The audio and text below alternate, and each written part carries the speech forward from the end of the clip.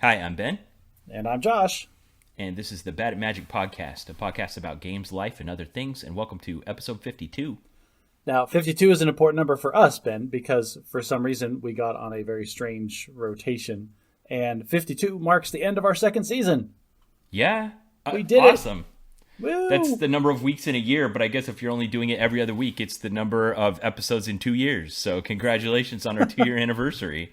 That's where the math comes from, and it all works out now. So, Ben, you and me, buddy, 52 episodes, 2 seasons, a total runtime of 98 hours and 2 minutes. Holy not crap. Not including That's a this lot episode. of content. Yeah, we're going to break 100 hours with this episode, theoretically. Excellent. Now, what's weird about this is I started thinking about the things that we have outlasted that we have absolutely no right to outlast. Things way better than us that didn't last this long. Yes, exactly. And I don't know if it's through tenacity or the fact that we have a very low budget production here. But the first one that came to my mind was Firefly. Have you seen the show Firefly? Oh, I love it. One season. It's Fox, worth all the controversy of having ended too soon. Yeah, Fox was terrible. It was before its time. Sci-fi Western, it was wonderful. It had all the tropes that you wanted and all the stupid gags that you didn't know you needed in your life. Yeah, great characters, clever dialogue, interesting tropes, just everything. Well, the total, all of Firefly is only 10 hours, 16 minutes of shows, and then 1 hour and 59 minutes of movie. Okay, yeah. And that's yeah. it. We're way longer Well than that. below the Bad at Magic podcast. Get it Yeah, I know. together. Here's another thing we have no right being bigger than. Uh-huh. The entire MCU. The entire Marvel Cinematic Universe. Yeah, wrap your brain around that. 53 hours of movies and 18-ish hours of shows. Not if you include all the TV series. I didn't go back and find all We'll the have TV to add series. those numbers in, and that'll be our next milestone. If we beat all the Marvel TV series. Yeah. I don't know. Some of them are awful. The last one, and this is a callback to our previous episode where we read The Hobbit. I was looking for book series that we were longer than, and unfortunately, Harry Potter is just too long. We'll probably reach Harry Potter in a couple more seasons, but Okay. we are longer than The Lord of the Rings, all of the audiobooks, including The Hobbit. All of those books together are only 64 hours and 34 minutes. All right. So we are bigger and therefore better than the MCU, the show Firefly, and all of Tolkien fantasy. You heard it here, folks. Yeah, Bad at Magic. Bigger, therefore better. We are open to sponsorship opportunities. Please give us a call. Yeah, we've got a new fundraising goal. Oh, we have the new fundraising goal. So this is the Halcyon Starcruiser that we talked about a few episodes back that Disney is putting out. And so there's articles that are now trickling out that are showing what it's going to be like and how awesome it is. Yeah. It's $1,200 a night per person, and you have to stay for 2 nights. So it starts at $4,800 for a couple of people. This is a moment in my life where I'm just looking at Disney and just shut up and take my money. I'm like, okay, I can do that. We need to put this link in the show notes to the picture of the room that you stay in, and it looks so Star Warsy. Like I made that E sound like a little schoolgirl when I saw it. Like, yee! Okay, I wasn't being facetious when I said this is a fundraising goal for the Bad at Magic podcast. So, folks, if you've been waiting to sponsor the show and you're interested in hearing, an episode recorded from the Halcyon Starcruiser where we help you live vicariously through us, Star Wars IRL, come sponsor the podcast so that Josh and I can raise $4,800 and go for a flight. Because the only way that we're going to be able to justify this to our spouses is if it's bought and paid for by somebody else. Right. Now, I'll up the ante, and I will say this: it's not going to be one episode, sir. No. It's not going to. It's not going to be 2 episodes. I will record an episode. A series. We will record an episode the night before, the first night, the second night, and the night after, because there's no way we could capture it all with just one episode. I think you're right. When we reach this goal, it will be an event. Yeah, it'll be so great, and we'll take you along with us, listeners. We will. All right. Well, is that it about the number 52? One last piece of news about 52 that is very important. Ben, I've been holding this news back from you all week, and I've been so excited to tell you, we've been picked up for season 3. Fantastic. We have another 26 episodes on the docket. Our contract's been renewed. All right.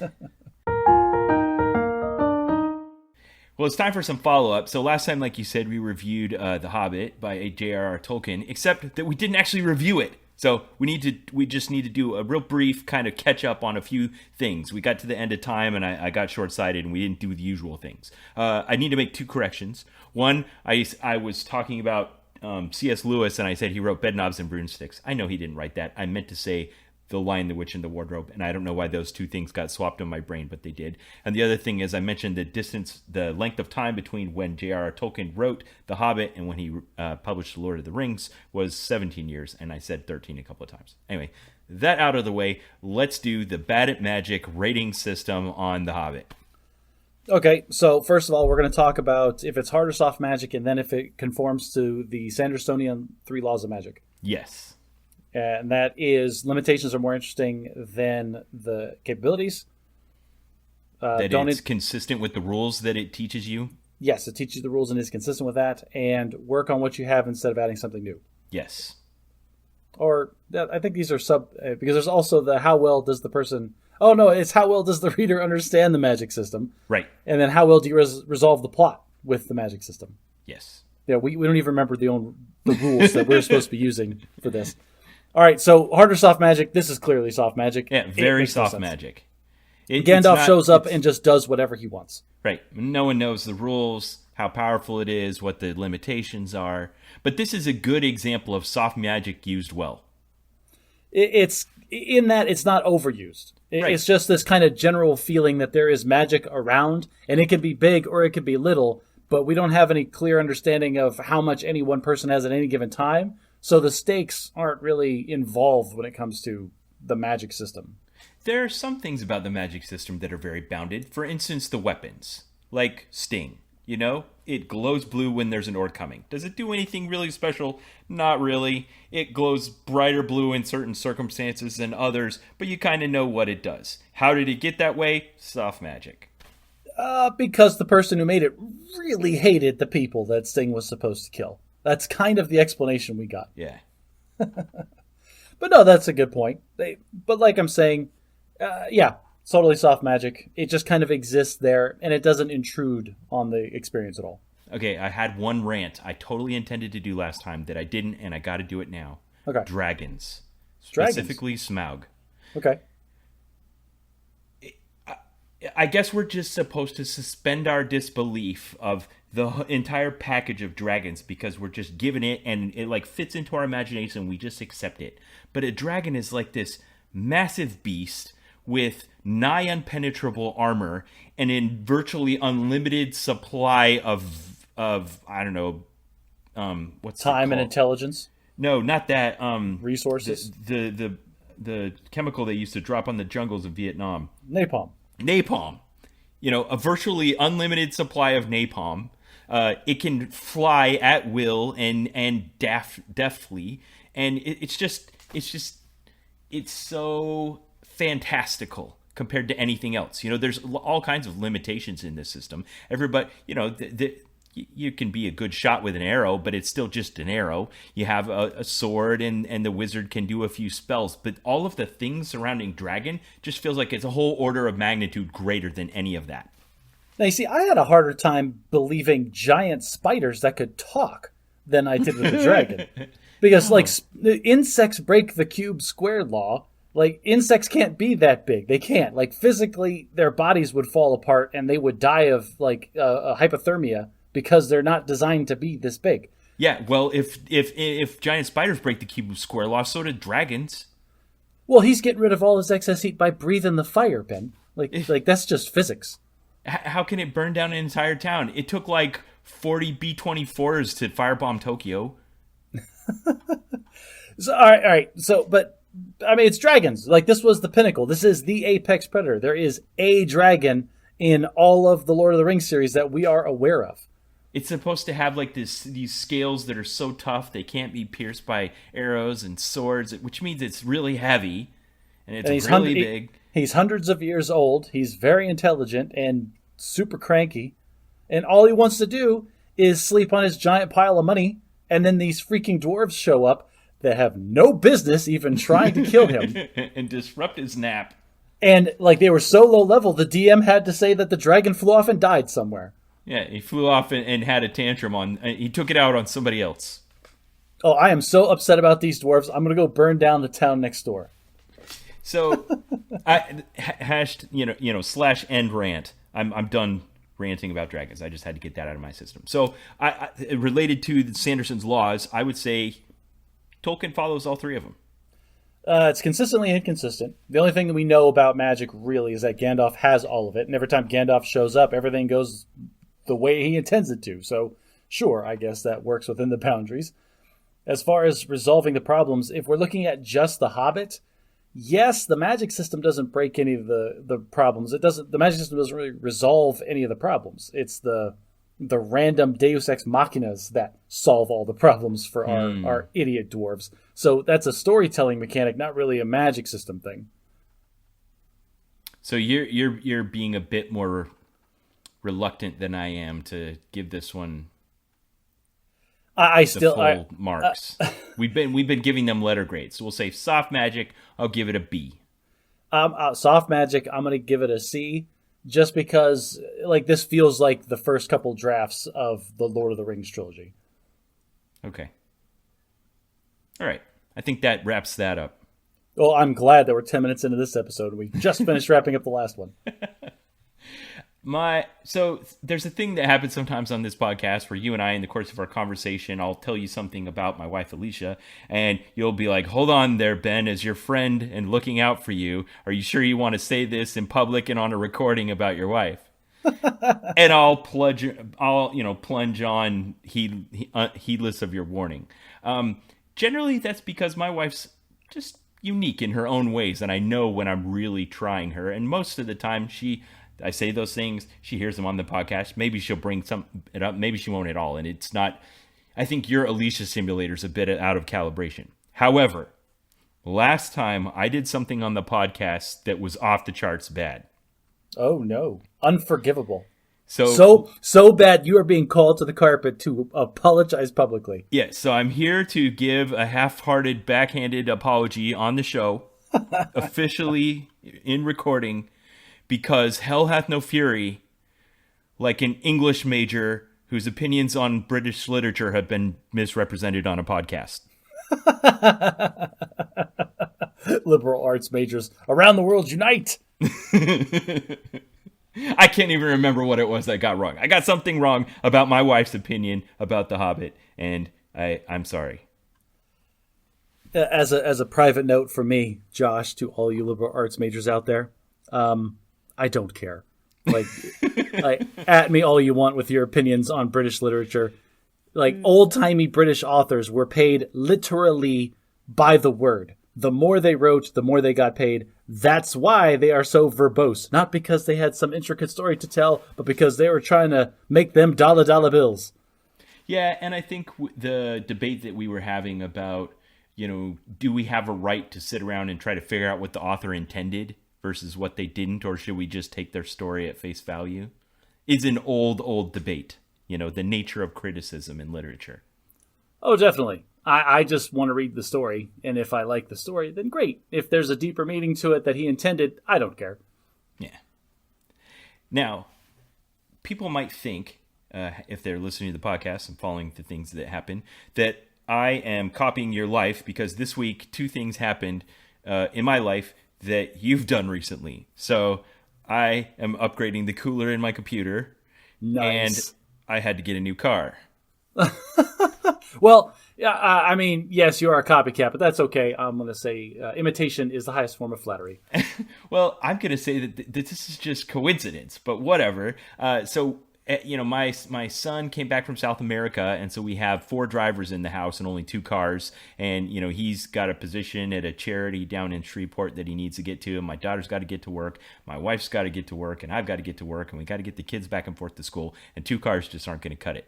So I had to get another car. So I did some research, found a car, had a great experience, which is weird because I never have great car buying experiences, and got a 2005 Toyota Tundra pickup with the extended cab. Oh, a pickup truck. No, I mean, you are in the South now, so that is kind of required. It's almost like camouflage. People will take you at face value now. I bought it from Texas. It came with a free pair of cowboy boots. Oh, nice. Was there a gun in the glove box? No, but there's a shotgun rack in the back window. Excellent. I wouldn't expect anything less. Yeah. So I got a new truck. I'm getting my computer fixed in a way different way than you are doing it, but nonetheless, our lives are kind of synchronized in those respects. That's funny. Well, I'm glad that you got a truck after I got rid of mine. And I'm also glad that you're getting an upgrade to your computer because it sorely needs it. So what have you been up to? Well, nothing. It's summertime in Arizona, Ben, and so it's 109 degrees outside by 9 a.m. And so I just don't even want to do anything. So finally, my wife and I got so sick of it, we decided, you know what? Let's go someplace where it isn't quite so hot. And we took the kids and we were going to take a quick weekend trip up to Flagstaff, which is in northern Arizona. The elevation is much higher, so theoretically it's supposed to be cooler there. And we had this whole thing planned out. And it was going to be just a fun couple of days. We're going to do some outdoor adventure-y type stuff and come back. And it was going to be a quick trip and everything's going to be great. And the tagline of this trip was like, the Fleshman family trip to Flagstaff, : how everything went wrong at every turn. Murphy's Law personified. It was, oh, geez. All right, so step one, not even step one, step zero. We are packing for this trip. And Nicole has been mentally packing for weeks. Like when we first met, she would pack bags a week in advance of a trip. And I've whittled her down so she now packs like a day or two before at most. Wow. And I don't know. I guess I was just people say no one changes in a marriage. That's a huge change. That's a percentage-wise, that's enormous. But it's ridiculous. You can't have a suitcase for a week, ladies. That's not a thing. Anyway, I don't know. In my brain, I guess I just kind of expected one of two things was going to happen. Either one, she was going to pack all my clothes for me, or two, I would just do what I've done my entire life and just take 6 seconds and throw all my stuff in a suitcase. Did you drive 4 hours from home and forget like a change of underwear? Oh, no. All right, so change of you can't. That's not no. If you have spent any time packing, everybody knows that you pack like all the shirts that you need plus one, all the shorts you need plus one, and then all the underwear you need, and then double it. Because for some reason, everyone thinks you're going to need way more underwear on trips than you actually ever end up needing. You have formulas for your overpacking. Alicia just does it by feeling. Do I have enough underwear? It just feels like I don't. I'm like, you could count it. Well, here was my problem, is there was a couple of key things that I did not pack that everyone else got packed because my wife was in charge of packing for them. For example, a waterproof jacket. Like I brought like a long sleeve shirt or like a sweater. Raincoat. Yeah, I did not bring a raincoat. I brought like a sweater. But it turned out the raincoat would have been very, very important. And then I didn't bring a second pair of shoes. Like I figured I have a pair of shoes. This is the only pair of shoes that I will need. Okay, it feels like there's a bias happening here, and I want to ask about it. If it wouldn't have rained on your trip, would you have noticed that you forgot to pack a raincoat? Nope. Or the shoes thing. Like both of that was because the weather, that's like a confirmation bias, that like because something went wrong, you've noticed you didn't do it. It could have been anything that you needed that you didn't have. Well, my fault. It's my fault because I was packing. She goes, "Did you get a jacket?" I'm like, "No, it's in the closet." And then I keep packing. And then at some point I left and I came back and I looked in the bag and I mistook. My raincoat is khaki colored and I mistook another khaki thing in the bag for, she must have gotten my raincoat and didn't confirm or verify. You counted the neighbor's kid and then you got on the plane for Paris while your 9-year-old was still in the attic. Yes, that's what I did. Except it was a jacket, not a child, because I'm not a monster. Anyway, so it wasn't that big a deal, really. We drove up to Flagstaff, had some outdoorsy, adventure-y type stuff. One of the things that we had paid for in advance was weathered out because we went up to like the ski slope and we were going to ride the gondola to the summit, but there was lightning, and so we couldn't do that. So it was we got refunded. Okay. Cancellation number one. That's cancellation number one. The second day we were going to spend the entire day fishing. We got out there early. And I did the dad thing where the kids got to the beach and started playing and having fun by the lake. And I spent an hour hauling things from the car and unpacking and setting up like our shade tent and our chairs and our cooler and our tackle boxes and our fishing poles. Like, okay, everybody's ready to fish. And then my parents showed up and we fished for 10 minutes. And then it like a full up monsoon started rolling in and surrounding us. And it went from like sunny and like little breezy to pouring rain in the span of about 15 minutes. Oh my. And it was funny because at one point my dad was fishing with my son, and he turned around and says, "Hey, maybe we should start packing up." And I was already on the way to the car with as much crap as I could carry, trying to defend it all from the weather. You saw the clouds coming. Yes, but it still hit us. Like we threw, it was ridiculous. It poured rain for so long that everybody's shoes got completely muddy. And when I say muddy, like that mud that's like an inch thick all the way around your shoes. And we had to tear down the shade and the chairs and just throw them on the ground to make sure they didn't blow away, and then run for our vehicles because the lightning was so bad. And we had lunch in the cars. It rained for, I don't even, like 20, 30 minutes. And then it cleared up a little bit. We're like, oh, maybe this will be fine. And we go down and I start setting things back up again. And then we realize, no, this is just the eye of the storm. Here it comes again. And then we start tearing everything back down, and we just called it after that. I think I called you during the time you were sitting in the car waiting for the rain to stop. Oh, did you? Yeah, I forget. I had some personal emergency, and I called you, and I'm like, by the way, what are you up to? And he's like, we're sitting in the car waiting for the rain to stop so we can go fishing again. So my intent was to spend the entire day relaxing, sitting on a pebbly beach, like fishing for trout that weren't ever going to bite, so I could just sit there all day. And I spent the entire time doing the dad thing of making sure that we didn't lose anybody to massive flooding or lightning. Okay, so cancellation number 2. It's cancellation number 2. The one thing that went right that was terrifying was we went to this cave. We read online about this lava tube cave, and we got directions to it. Okay, I've done those before. Well, what I didn't realize is I was expecting something a little more formal, but no, it's just... You're just out in the middle of the desert, and there's a hole in the ground. It's Flagstaff, so it's like trees, so it's like a forest. But yeah, it was. We went down 2 fire roads, and then we parked in the middle of nowhere, and there's just a hole in the ground. And it wasn't even a big hole in the ground. I got pictures of it like, oh, what is this stinky little thing? And we had to like crawl in, and then it opened up into this tunnel. And there was a little placard at the beginning with a map of how long it was. And it's 3/4 of a mile. It was a lava tube underground of varying ceiling heights. So it went everything from, 40 feet tall to 3 feet tall. Oh, geez. Which my family was fine with, but as dad hauling all the water and the extra gear and things, like, and also the biggest person, I'm like shimmying on my stomach. My wife has choice pictures of me in very uncomfortable positions, trying not to lose my mind because, like, I'm like as the wall is pressed, the ceiling's pressing my head, and the ground is pressing my stomach. Trying not to think about the thousands of tons of earth that are suspended over my head, supported by nothing. Yeah, you've documented in the past on this podcast that you're already uncomfortable in these kinds of situations. Yeah, I'm a big guy. I don't like being closed in. And I was just like a little nervous. Like there was that little voice in my head, like, we are underground. There are no park rangers. Nobody comes in here to check this stuff. If there's a cave in, you're all going to die here. And I was like, shut up, you. We're having a family trip and it's fun. The kids are having a good time. Stop panicking. All right, but here's somehow in my head, looking at the placard at the beginning, it showed that it was a 3/4 of a mile tunnel. And I got in my head that it was a tunnel, that at the other end it was going to go back to the surface and we could crawl out and hike a path back to our car.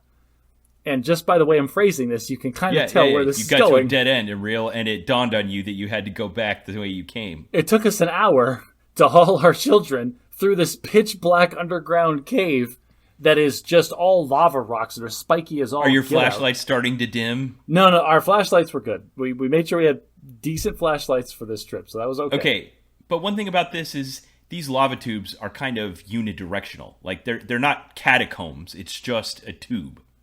No, there was no possibility of getting lost, but there was many possibilities of twisting an ankle, breaking your leg, falling into a 4-foot crevice that you can't see, stuff like that.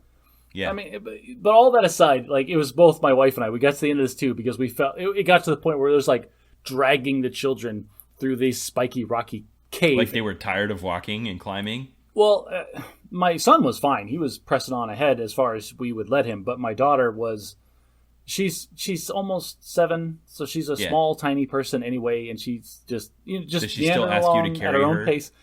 A couple of times I did pick her up and throw her over like the big dips or whatever, but it's just, it's sweetie, you need to pick up the pace because I don't want to be here for the rest of my life. Please move faster. So is this a W or an L, the trip in the caves? The trip in the caves it was a W, but like we got out of that cave and we're like, wasn't that fun, kids? And my wife and I had that moment where we locked eyes and had that whole conversation of, we are never doing anything like this ever again. It was a win, but you're not doing it again. Yeah. I have to say this, as the dad, I had a great opportunity and I seized it. We got to a part in the cave where it was like kind of echoey because it was really big in this part. And I was like, oh, hey, everybody, let's take a break and stop for a second. And then we stopped and I go, okay, this is going to be really cool. Everybody turn off your flashlights to just see how dark it is. And then we all turned our flashlights off. And you do that. And if you've ever been in a cave and you turn off all the lights, like there's nothing. Yeah.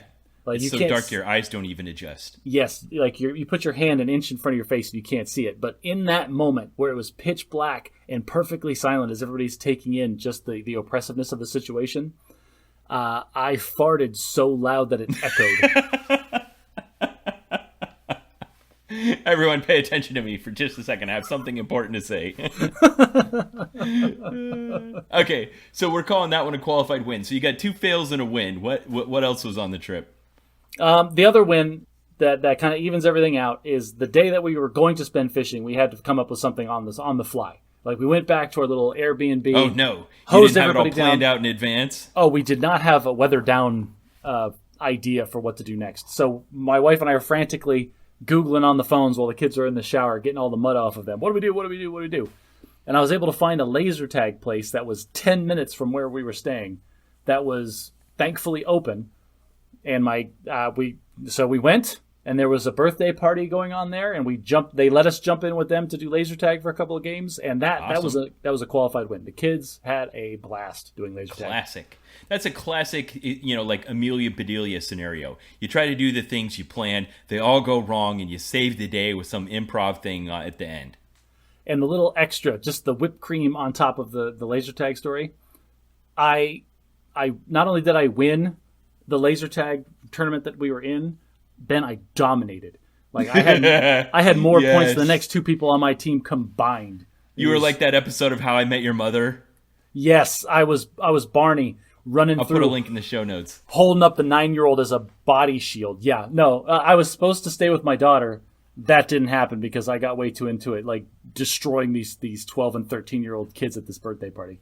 Awesome. I can totally imagine that. I'm a good father, I swear. I've got a something we're going to do that I'm going to turn into a mini segment on the podcast. So when we moved in, as you do when you move into a new house, you have all your stuff that was stored one way in the old house, and it can't go in the new house the same way because it's a different house. So we have our whole collection of like board games, and we're trying to fit them all in, and we're like, do we really need this many board games? And yes. So, well, yeah, I knew you would say that. So I had my daughter make a list of all of our board games, and now what we're doing is we're going to be systematically trying all of them, and it's going to be like board game Hunger Games. Board game Survivor. Yes. So it's like, if you don't make the cut, you are going to the shredder. Exactly. So what I'll do on the podcast, starting from this time going forward until we're done with all of them, is every episode, I'll just bring out a couple of games that we played together as a family that week and give a report on them. Okay. So what are the games you played this weekend? We only got one in this week. It's a game called Codenames. Have you ever heard of it? I've heard of it, but I have not played it. The theme is, the hook is you're like a Cold War era spy battling another Cold War era spy, and you're out in public and you're interacting with people and you're trying to pass. I don't even know what you're trying to do. You're just trying to be spy-y by passing code words. So what you do is you lay out 25 cards in a 5x5 grid, and they have words on them.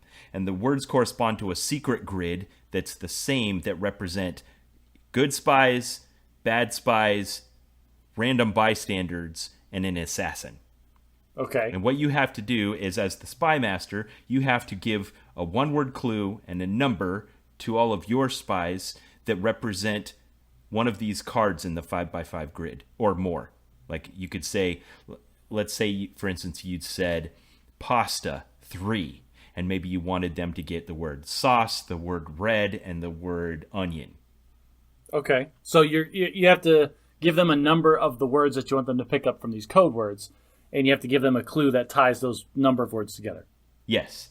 the danger of it is if there are other words that are similar, you could inadvertently give them a clue that makes them pick the wrong one, and that will either advance the other team's goal or potentially get the assassin. And so does the grid change every round? I imagine. Yes, the grid changes every round.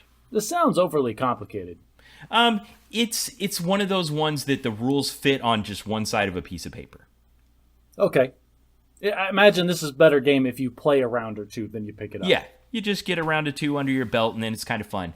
It does. So if we go back to, now that we've established the 10 things that every game needs on this show, the one thing it's really lacking is something to give it some inertia. Like if you've got a spy master that's having trouble thinking of a clue, you can set a timer, but it doesn't really make it go fast. And if you're the team that's not interacting and you're waiting for the other team to make their guesses, you're just sitting there. So it drags a little bit, but if you have the right group of people, it can be really fun. This is the charades or the Pictionary problem. If you have somebody on your team that isn't inherently imaginative or isn't into it, like then it can really drag down the entire experience. Yeah, no, that's right. It's the Pictionary problem. I like that definition of it. Does that fall under one of the 10 things that every game needs, or do we need to add a 12th one? Well, I think it is interaction with other players, and it's just bad interaction. Yeah. Yeah, it's like the game relies too much on the charisma of the participants. Or the enthusiasm of the participants, or the vocabulary of the participants. Yeah, no, all of those things. Okay, so it's kind of, but games that rely that much on the interaction of the players also have a very high ceiling for how fun they can be when you get the right group of people. This is absolutely true. There are groups of people that I will absolutely always play charades with, and there are groups of people that I will never ever play charades with again. Yeah, like that. So that's it for this week. I think Codenames 1, The Survivor, we'll keep that one around. I'll report in next time. It probably helps when you have like 14 people in your house that you can play board games with at the drop of a hat. We can just get together a group.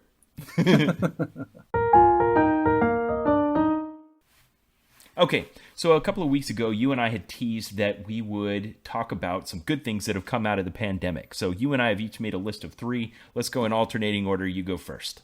I don't remember ever making these, but they make sense to me, so it must have been past Josh that wrote these up. I think you wrote it. All right. So we're trying to silver lining, right? Every cloud has its silver lining. Every F5 tornado that destroys the entire town at least has a rainbow at the end of it. Right. Every genocide led by Thanos brings the whales back into the Hudson River. Nice. Dude, I'm genuinely moved and touched by that. So while we're on the subject of the global pandemic that has been awful, there are some good things that have come out of it. And on my list, top of the list has got to be telework. Telework, Ben, has given me back some of the most precious resource that we all have, and that is time. I didn't realize how much more I can accomplish in a day, or how many more things that I can do if I don't have to iron my shirt in the morning. If I don't have to, be perfectly business presentable, I can just slap on some pajama pants and my slippers and then log in to work. If I don't have to drive 20 minutes there and back, just all the little minutia, the little extra minutes that are stolen from me, having just because I have to travel to work and be presentable while I'm there. Having all that, and you had all the overhead of like also dropping off your kids and picking up your kids and all that kind of stuff. Yeah, I mean, all of that all of it just compounds to steal like an hour or two from you, depending on how far away your work is. And having that back has been wonderful. So my first one was like that, but from a different angle. Okay, it's like real life can just be so relentless sometimes. There's just never a pause. It feels like you can't. It's not allowed to take a pause. You just keep doing the next thing until you're dead. So this actually was like a real world, somebody hit the pause button. Like, I know what you're talking about. It felt very distinct when we went into lockdown, like how different life was. Yeah. I remember like in May of 2020, everything was still on until the minute it wasn't. Suddenly just stuff started dropping like flies. Graduation ceremonies, weddings, barbecues, parties, church meetings, everything just all of a sudden we got, like you said, all the time back. But to me, it wasn't the getting back the time so much as it was the not doing all of that stuff. The pause. Okay. No, I get it. I'm on board. I liked it. All right, so what's your second one? My second one is going to be counterintuitive, but it was the food.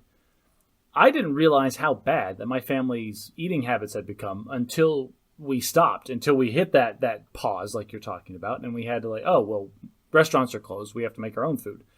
And what we realized is that between my son going to Taekwondo 2 to 3 times a week and my daughter going to dance class the other 2 days of that week, we were eating out, getting drive-through pickup on the way home to just chow it down before we had to go to bed, probably 4 times a week. And that's just not good for you. We've been forced to reassess and meal plan and actually have leftovers throughout the day. And we've made lunches. We take breaks from work at the same time and when we're teleworking, and the whole family would get together and okay, let's make sandwiches and let's have some vegetables. And man, we've been eating way better. So I'm going to go way back in time here, but in episode 4 of Bad at Magic, we reviewed a book called Scarcity by Sendil Mullathon. And in it, he talks about this, that when you got back all of that time that you didn't have, you had more slack that you could spend on this. Yeah, this is one of the things that, we were forced to. We got the slack back, and then some of it was taken by, well, we have to figure out the food thing, and we started making more deliberate decisions on eating better. Yeah, cool. All right, my second one is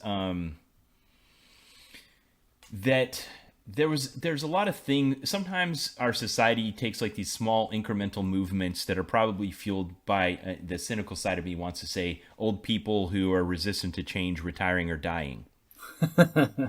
Particularly with technologies that transform how, when, where we do work. And there was a lot of technologies waiting in the wings, because if they weren't already waiting in the wings, they wouldn't have come to the forefront so quickly during all of this.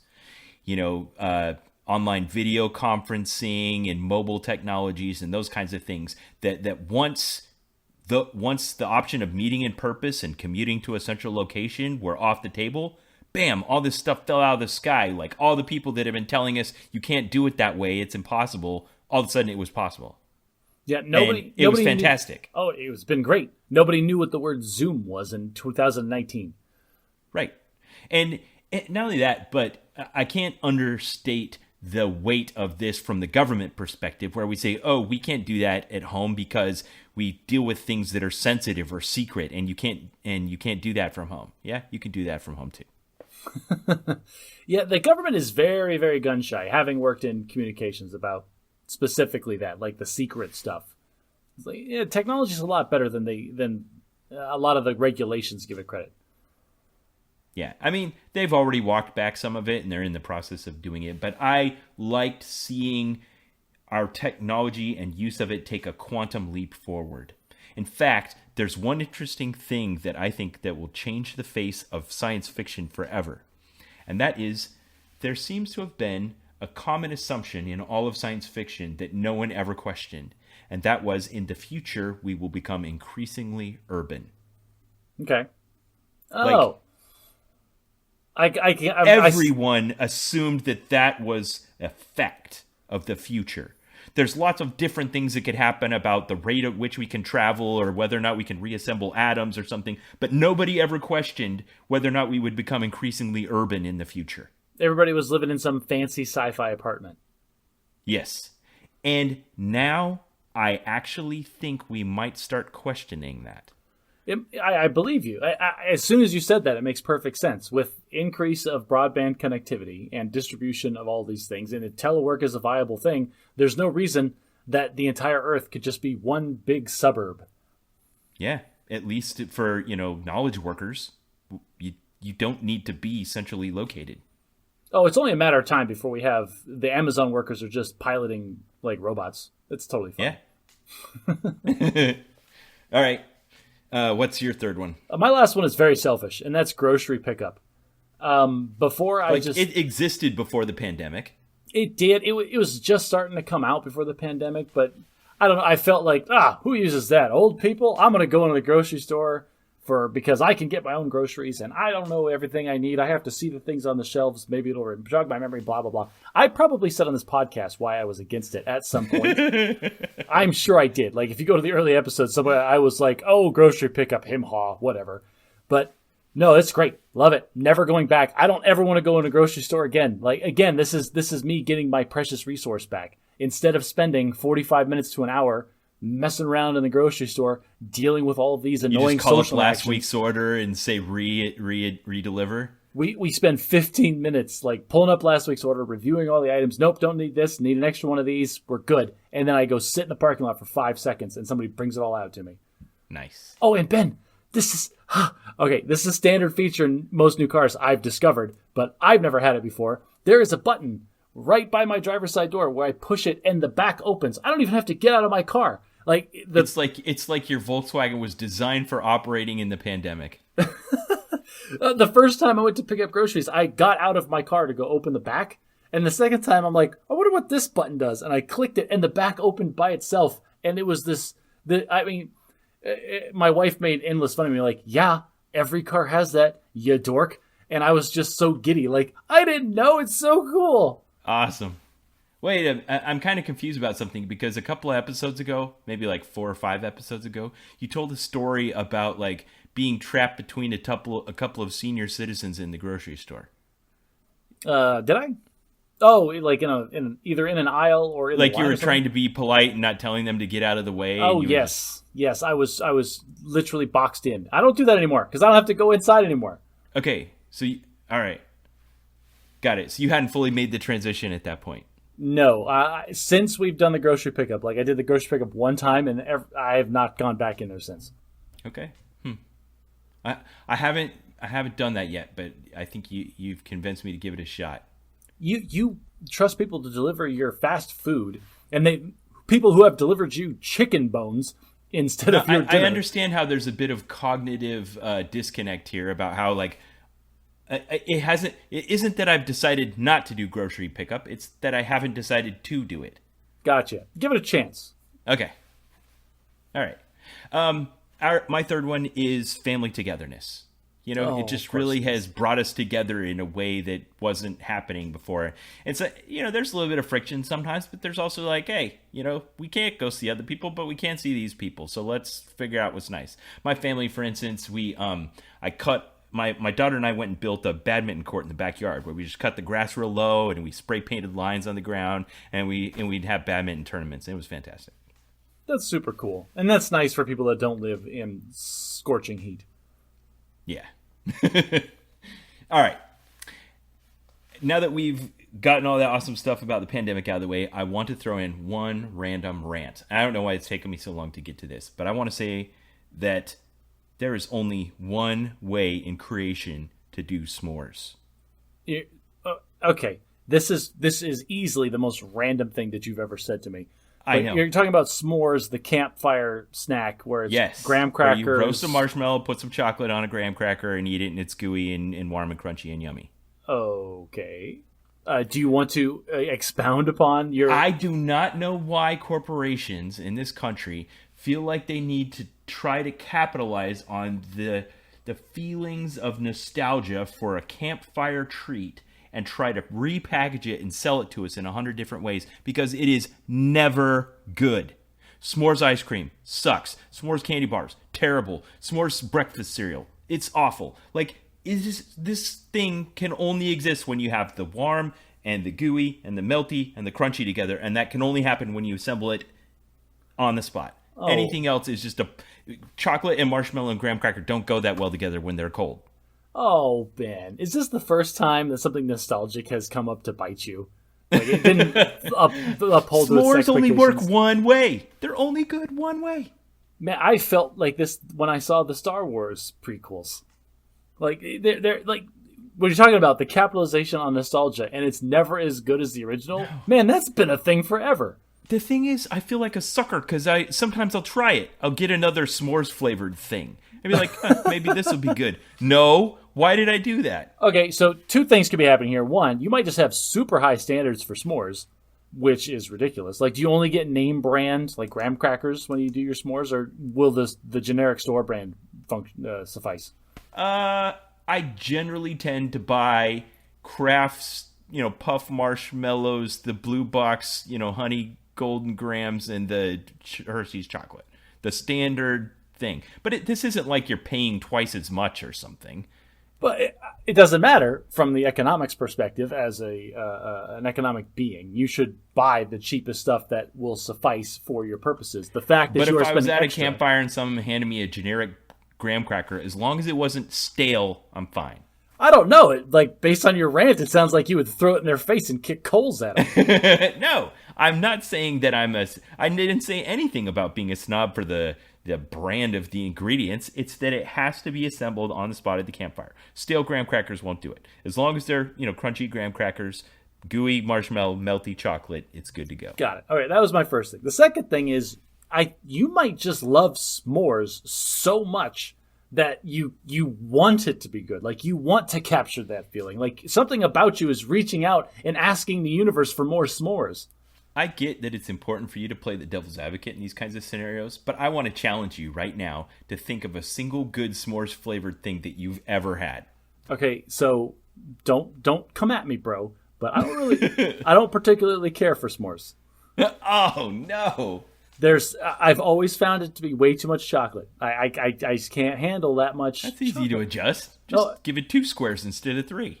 Oh, Lord, Ben, no. Like, 1 square is too much. Like, if I'm having a s'more, then all I'm doing is I'm using the gram. Why do you hate nuclear surety, Josh? All right, so s'mores for me is maybe I'll put a marshmallow on half a graham cracker and eat that. Otherwise, I'm just roasting marshmallows and eating those. Yeah. All right, I'm done with my rant. Thanks for sitting through that. No problem. If I ever hear about a s'mores product, I'll let you know. Yeah, give it a try and see if you're like, Ben was right. This sucks.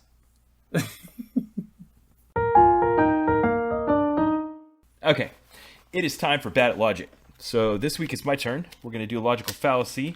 And the card on top of my deck here, and I think this is appropriate for the second anniversary of the Bad at Magic podcast. This is a classic logical fallacy. It is the slippery slope logical fallacy.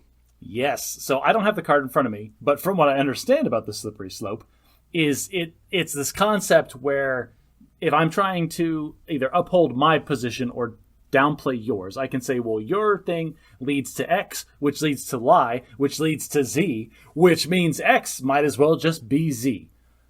Very good. Asserting that if we allow A to happen, then Z will consequently happen too. Therefore, A should not happen. Right. And this is the idea of, you apply this anywhere. It's like, well, it's used very deliberately. It's used manipulatively, which is when it's at its worst as a logical fallacy. Well, let's talk about capitalism for a second, because capitalism, corporations are just trying to maximize their profit, so inevitably they're going to buy out all the competitors, and we're going to end up with monopolies. So therefore, capitalism is wrong, Ben, because we can't have monopolies running the world. Oh, and I'll rewind just a minute and say, if you aren't careful about what brands of graham crackers, marshmallows, and chocolate you buy, you're going to waste money. Why do you hate having money, Ben?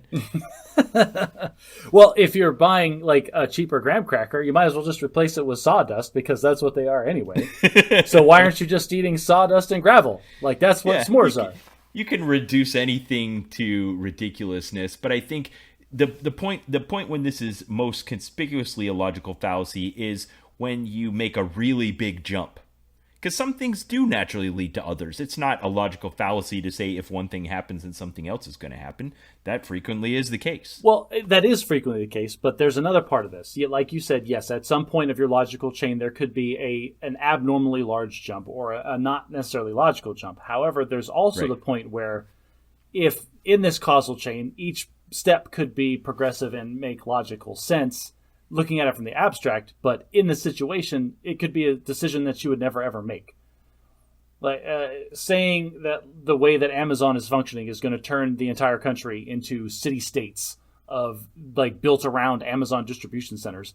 Like, there's a logical chain that makes that seem plausible, but at some point, everybody would stand and be like, hey, no, this is dumb. Let's not take this next step. Right. Yeah. So don't do it, people. Don't use the logical fallacy the logical fallacy of slippery slope to reinforce your position. Or it's bad logic. if somebody's using it against you, identify, hey, that's a slippery slope.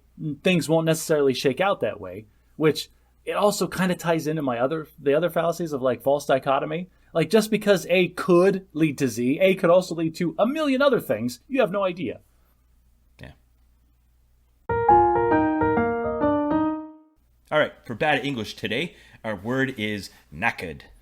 Knackered? Knackered. It's a word that the British use quite a bit that we don't use at all in the United States. It means worn out or debilitated, exhausted. It's often said of like yourself, like, I didn't show up for PT this morning because I was knackered from tying the feedback on over the weekend. Or you could say it of something inanimate, and then it means broken. Like, I was late to work this morning because my car was knackered. Oh, Ben, you precious sheltered child, you. We do have this word in English, and what is it? It's a 4-letter word that starts with F. Like, it's effed. I didn't show up to PT this morning because I was effed. Yeah, I guess a tamer version of that might be tuckered out. Tuckered? No, maybe, but I don't know. If your truck is broken, you don't say it's tuckered. Bushed, wiped out. Ben, there is no substitute for the versatility that is the F word. Well, the British use this one. I did some research on it, and I found out that much like the ancient professions that have since become last names like Smith and Cooper, the word knacker used to be a profession. Oh, cool. So you used to have a knacker in town. So I want you to guess, Josh. What do you think the knacker did? What did the knacker do in town? For some reason, like something to do with like clacking balls, like a billiards table comes into my mind, and I have no idea why. All right. It's just the word sounds like that. So the knacker was the guy who would live in town, and he would buy old worn out horses, and he would turn them into glue. Oh, I guess I can see that. Yeah. So you say a horse was knackered. Exactly. And you sell them to the knacker, and then it became a word to mean something's tired or worn out. Oh, that's a fun job. It's like, oh, Daddy, what do you do for work? It's like, oh, well, I break down this living, majestic beast into an adhesive. It's a wonderful chemical process. Let me destroy your dreams and show you how it's done. I mean, I'm sure there were other things you could do with worn out horses besides glue, but that's the most notorious one. You probably eat them, I assume. All right, so Josh, you and I decided that for episode 52, we needed to do something worthy of the 2-year anniversary of the Bad at Magic podcast. Yeah, I mean, we've been around for 2 years. People have been listening to us. Like, if you are still listening to us, clearly it's because you trust us. And if you put your trust in us, then we're going to take it to the next level. Then I propose that we solve all of the world's problems in advance in under an hour right now. Go. Okay, so here's what we're going to do. Bad at Magic is going to save the world. We are going to describe existential threats to humanity, things that could bring an end to the world as we know it. We're then going to explain our personal feelings and thoughts about these threats, maybe the likelihood, how we personally respond. I don't know. We'll keep it loose. But then we're also going to describe how each of us would solve said existential threat. Yeah. Great. So, it sounds great. We've broken it up into two. So let's save the world. Let's save the world. We've broken it into 2 categories. We have real threats and then less real threats. And there's you put a subtitle in here that we'll get to it, and I'm going to poke you about it. But the first one, I mean, this one's kind of in the news. People have heard about it. Let's talk about global pandemics, Ben. All right. Now, if we're going to talk about global pandemics, I want to rewind 2 years. Let's pretend that it is August of 2019. No one's even heard of COVID yet, and now we're having this discussion. How would we say, what? Oh, so you're trying to take the hindsight bias out of it. Like we don't know what was happening. Like we just had this idea that there is a virus that could come out and wipe out all of humanity. How would you solve it? In the modern global economy, people are flying around the world real fast. What if something came in, and let's give some categories, because there was a really good film a couple of years ago called Contagion that really covered this really well. What if we had something that spread quickly and easily, had a long incubation period, and was very lethal? And that's all of the movies that talk about these pandemics always showed, and they always relied on and were resolved by a swift, consolidated governmental response. Like, it has to be like a giant organization that comes in and just shuts everything down and like puts people into groups and with no mercy and just takes care of the problem, which I think we've all seen that can succeed to varying levels. And it would be very problematic. Very problematic. And I think what makes COVID-19 so unique is because, let's say the lethality of COVID-19 was just a couple of percentage points higher. I think people would take it way more seriously than it does. Agreed. If it's just lethal enough, there would start to be things like public panic that goes beyond toilet paper and hand sanitizer. Yeah, we had public panic already anyway. But I mean real public panic, like breaking into other people's houses kind of public panic. Hopefully it wouldn't be that bad. That's another trope that's in movies that I don't think people get right. Is everybody thinks of the apocalypse and they look at this wasteland of abandoned cars and burned down houses and looted buildings. Like, how bad do things have to get before everybody universally, without discussing it with each other, abandons civilization at the same time? Like, I think it just takes a very specific set of circumstances, and here's what they are. It would be that there was a very limited resource that was seen as essential, over which there was insufficient governance. Let's say, for instance, in the movie Contagion, it was that they could only produce the inoculation so quickly, and there was like a lottery to determine who got it. Okay. Would people cheat on the lottery? Would they try to steal a vaccination? Would they try to cut in line? Absolutely. Or would they all wait in an orderly, organized manner? They would absolutely try to do all the things that you just said, but that problem is solved by time. Like, that problem doesn't lead to the breakdown of all of civilization. Because for every person that is working to wheedle their way closer in the line, there's 3 people that are just going to wait their turn patiently in their house and obey the rules and keep going to work like they're supposed to.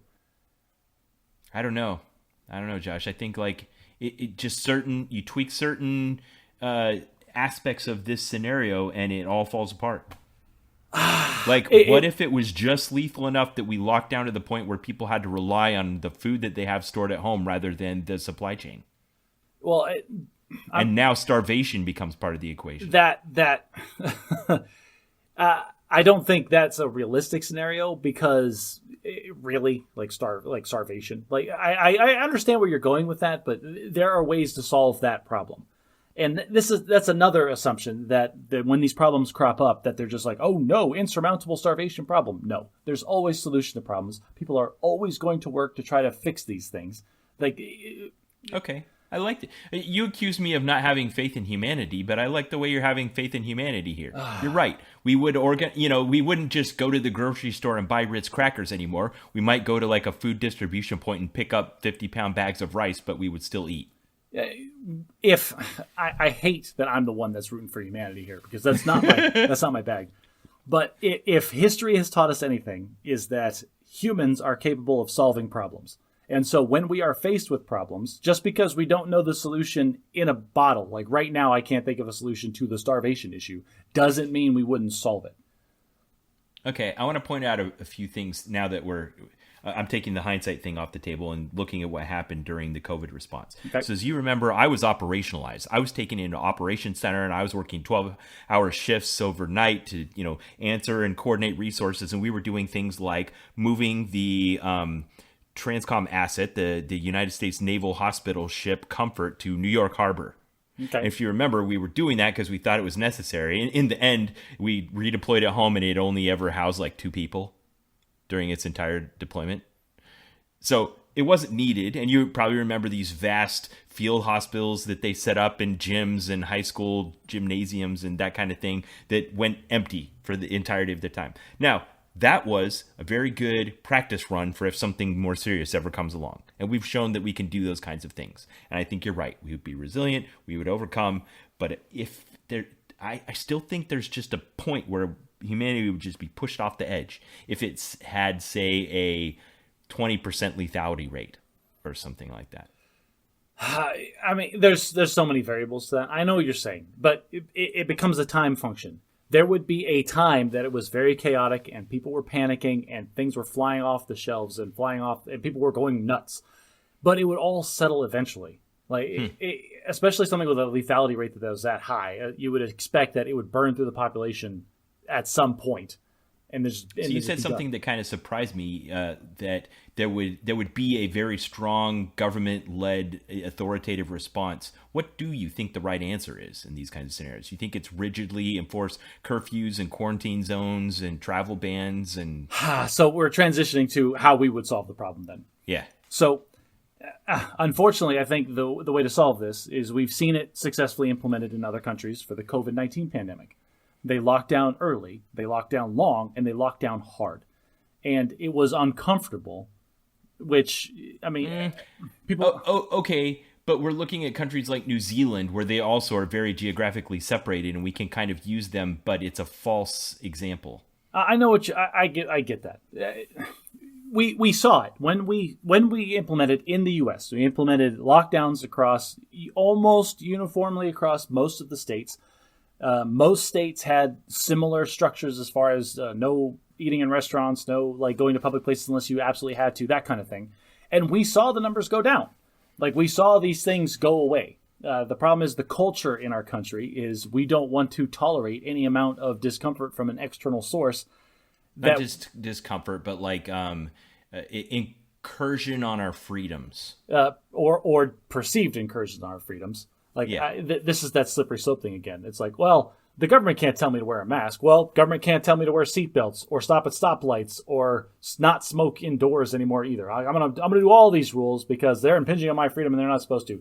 Like, people, the government impinges on your freedom all the time, and we do it because we all agree that we're better off if we just follow the rules. This is one of those things. I don't want to go into... So what I hear you saying is that there does need to be some government-led and enforced response, but we have to be cautious about authoritarianism. I think it needs to be... It doesn't necessarily need to be the government. It doesn't necessarily have to be an authoritative response. It needs to be a uniform response. It needs to be some kind of person that's on a podium that says, we have demonstrated that these things work, so we are going to do these things. And everybody, we all have to agree as a community, as a people, to do these things. And then everybody does them. And if they don't, there needs to be some incentive to do it. Whether that's an economic or a punitive, I don't know. But that's where the authoritarianism comes in. I'm not going to disagree with you here. I think the most dangerous thing that happened is that people realized that by politicizing the conflict over the steps that need to be taken, they could gain power. And then decisions were being made were political rather than logical. And that's when it became a problem. I think if we had to point at one thing that caused this whole debacle to be drawn out much longer than it needed to be, it was the unnecessary politicizing of potential solutions to this problem. Agreed. All right. We can move on from that one. What's next? All right. So let's talk about another. Oh, man, these are all touchy now that I'm looking at them. But this is a potentially real threat to our existence as a people, and that is climate change. Okay. So anything. Let's just assume that it is for the sake of the podcast. And it could be anything from like the realistic scenario where the temperature changes just enough to wipe out crops and there's mass starvation, or all the way up to that Kevin Costner movie Waterworld, which is a total. Where's the land? It was a total flop, but I liked it as a kid. I thought that was awesome. It too. So the Bad at Magic podcast likes Waterworld the movie. Ben, what are your feelings on climate change? Okay, this is another one where the solutions have been politicized because people can derive power out of it. And I mean, I think a couple episodes ago, you and I talked about our feelings about nuclear power. And I heard on another podcast an interview of U.S. Transportation Secretary Paul Buttigieg, or however you say that name. Uh-huh. And the host brought up with him nuclear power. He's like, well, what about nuclear power? And Paul Buttigieg is like, well, when they approved the Hadron Collider, the insurance company had to sign off on the fact that if they turned it on, they could create a black hole that swallowed the entire universe. And then he moved on. And I was like, that didn't answer the question at all. I think he was probably referring then to economic incentives. No, he wasn't at all. What he was saying was that with something like nuclear power, as opposed to like coal power, there are small less likely, but higher risk. I see. When you're talking about insurance, it's like there's a small chance that you could destroy the entire state of Nebraska. Right. Yeah. So I get that. That could be a problem for insurance. As opposed to like a coal miner dies in the mine. Yeah, which is unfortunately I'm sure that's a hard science at this point. Like if you run a coal mine of this capacity, you're going to lose this many miners across this time span.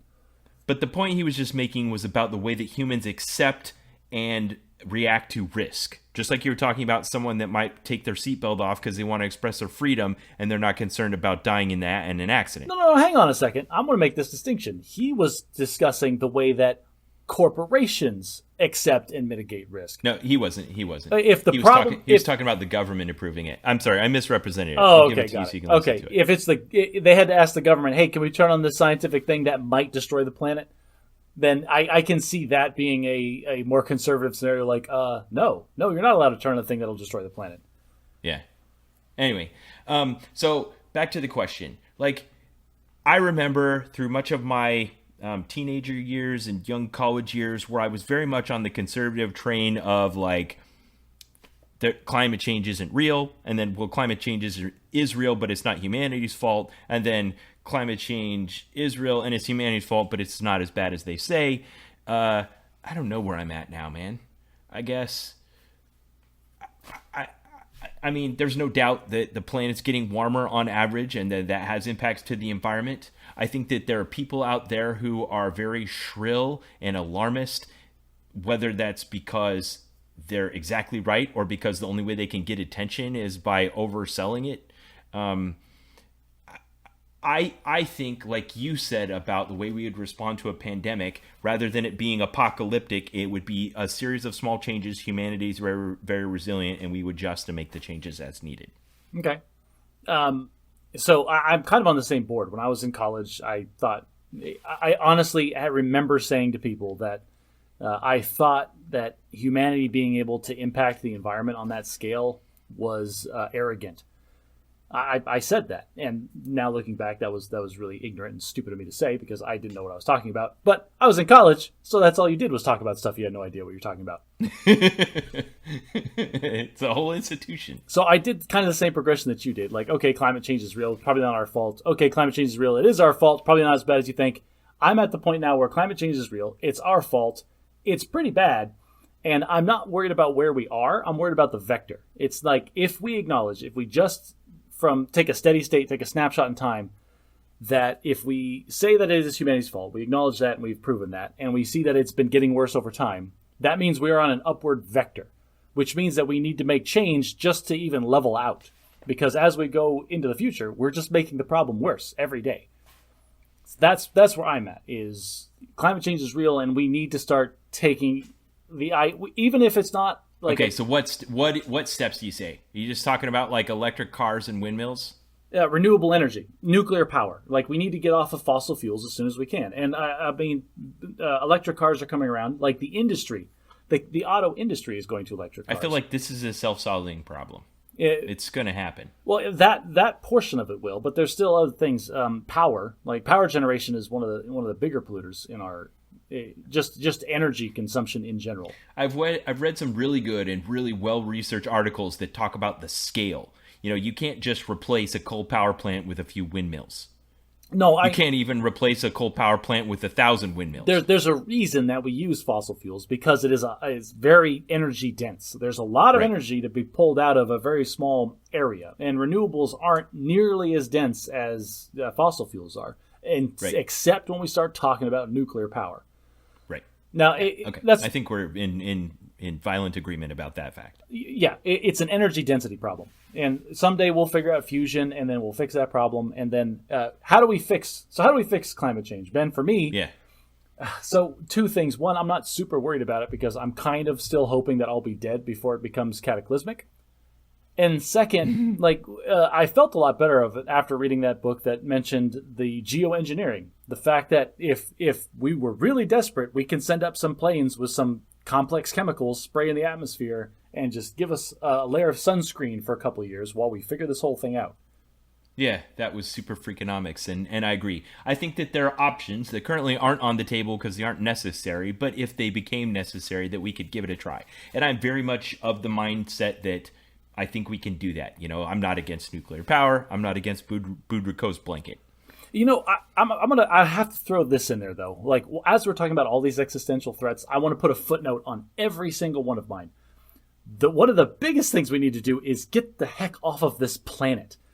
Because all of these existential threats, if they do happen and humanity is wiped out, we need to have people somewhere else that keep the game going.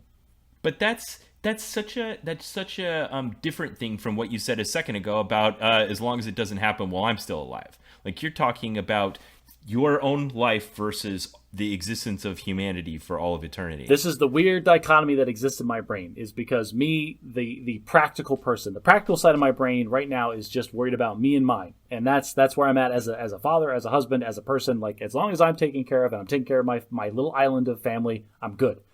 Then there's the part of my brain that's bigger, that thinks bigger, that wants to take all of these ideas and be this person that I see in TV. I want to be Captain Picard. I want to be these noble leaders that are saving people, but I'm never going to be that person. But that person worries about all of humanity. And one of the biggest things we can do to help all of humanity is diversify the rock that we're hurtling through space on.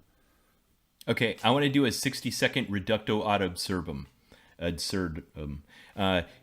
You, Josh, are a collection of atoms that wants to perpetuate. That your DNA is the opposite of entropy. That matter just decreasing in energy and spreading farther apart. No, it wants to get more complex and make that happen forever. And inside of you is DNA that somehow formed you into an intelligent organism that is now concerned about not just your own personal DNA, but all of the DNA of all of humanity being perpetuated forever. You're talking about two different things. So in my brainstem, the part of my brain that I can't control, that's worried about my own personal existence. And that's the stuff that tells me, hey, run away from the bear. Like, that's when you're talking about DNA and molecules. Hey, that's what you're. There's a monsoon coming. Put your stuff back in the car. Hey, that's lightning. Lightning scary. Electricity bad. Yeah, that's the part of the brain you're talking about.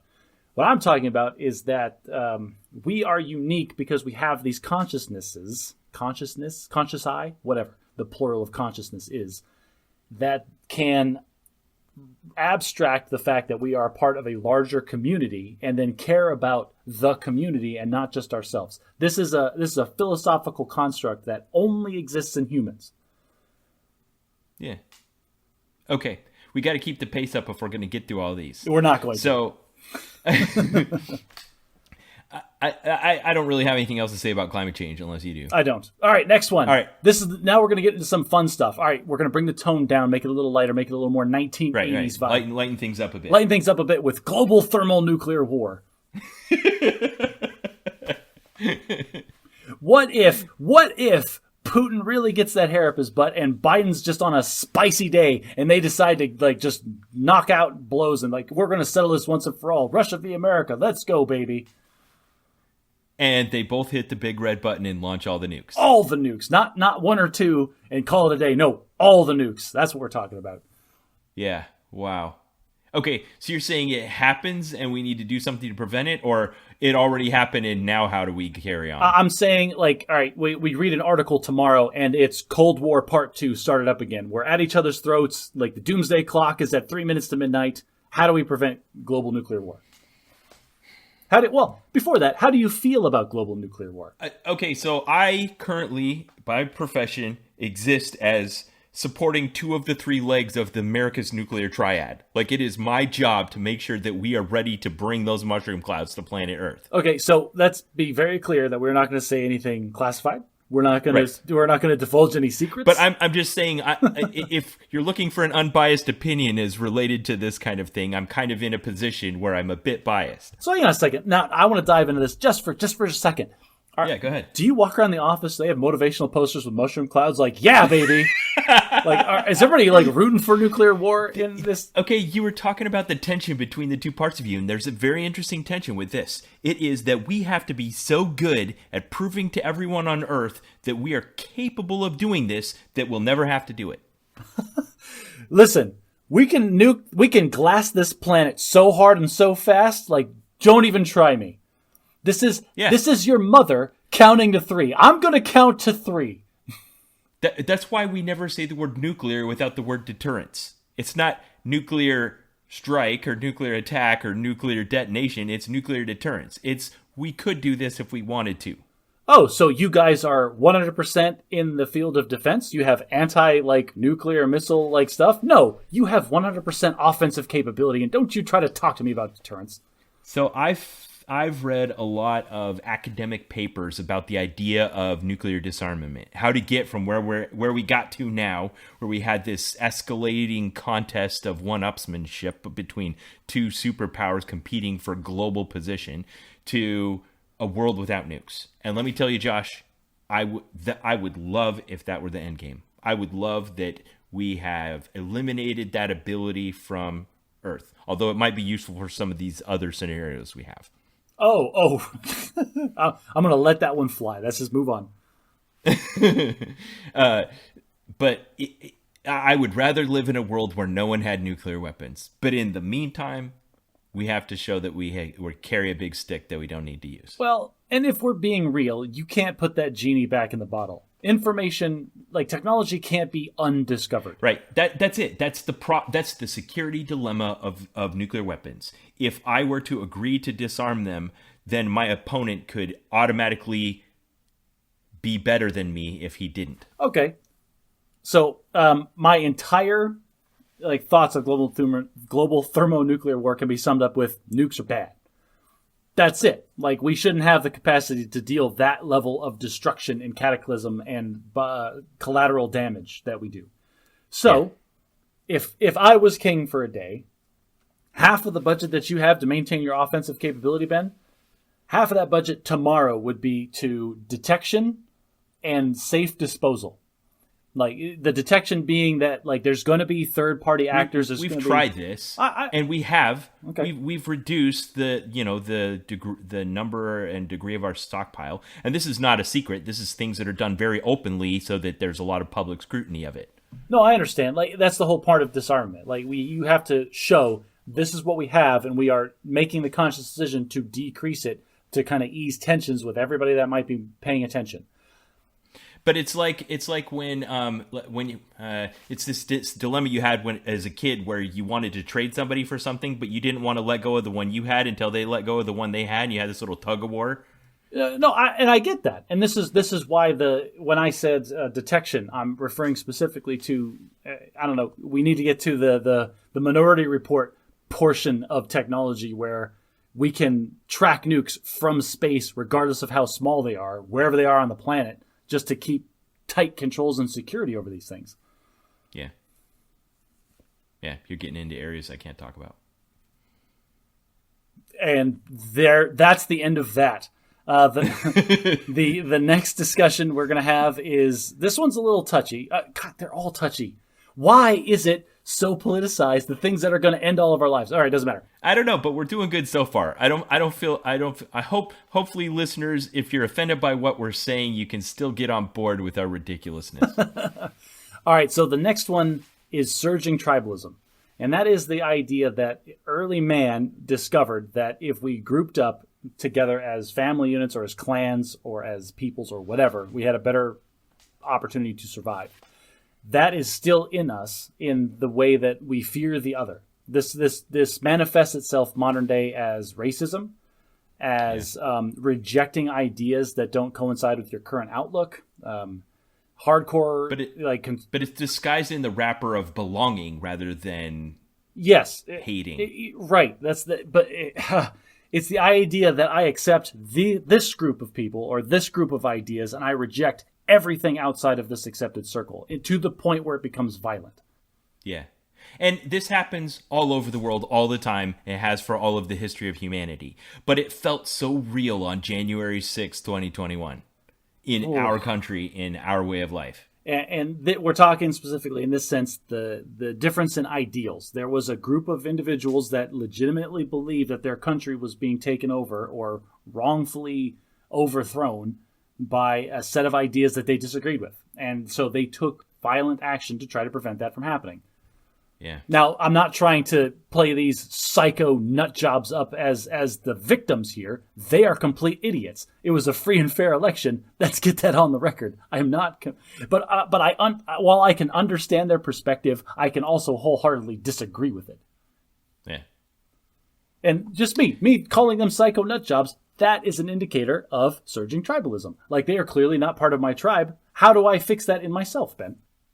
Okay, so I want to jump straight to the solution on this one. And it's going to come right out of the Bible. It does in a way. I just say it's more of like the application of Christian values, and that is that we can reject tribalism. We've reached a point where our technology and our wealth has made it so that we can share, and that we're all better off when we do. We can help. When we discover new medical technologies, we can share them as widely as possible. When we create new fertilizers and harvesting methods that allow our crops to produce more bounteously, we can just share it with everyone. And we can diminish poverty, we can diminish suffering, we can diminish all of those things and be better off as all of humanity working together. Man, that's such a wonderful sentiment that can't possibly happen. Because it is happening. It has happened. It does, and we are making like great strides when you're talking about all of human history. Like, it is getting better, but it is still a problem now, and there is no doubt that there is resistance to this very idea. Like And as if you're the group of people that are trying to be open and accepting of all ideas, you are opening yourself up to be trod under the steel-toed boot of the hardcore oppressive fascism movement that rises up and takes power. That sounds horrible. Good job. Good terrible imagery. This happened. This happened in Germany pre-World War II. Like everybody's trying to get their lives back together, and there was perfect political circumstances for a minority of viewpoints to become the majority shareholders of power in that country, which led to horrible, horrifying, easily the worst things that have ever happened in human history. Yeah.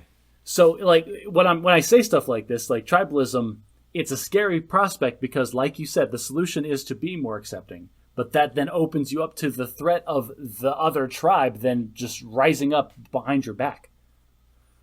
Yeah.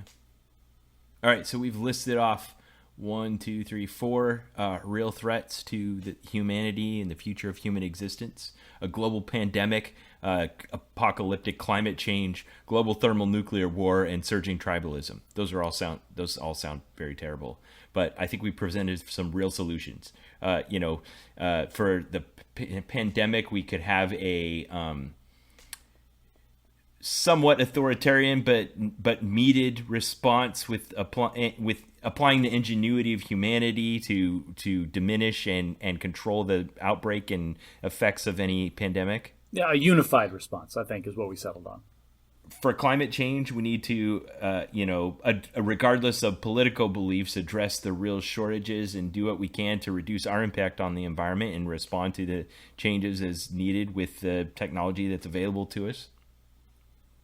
For every person that's out there buying a brand new electric car, there's some guy buying another extended cab pickup truck that he doesn't really need.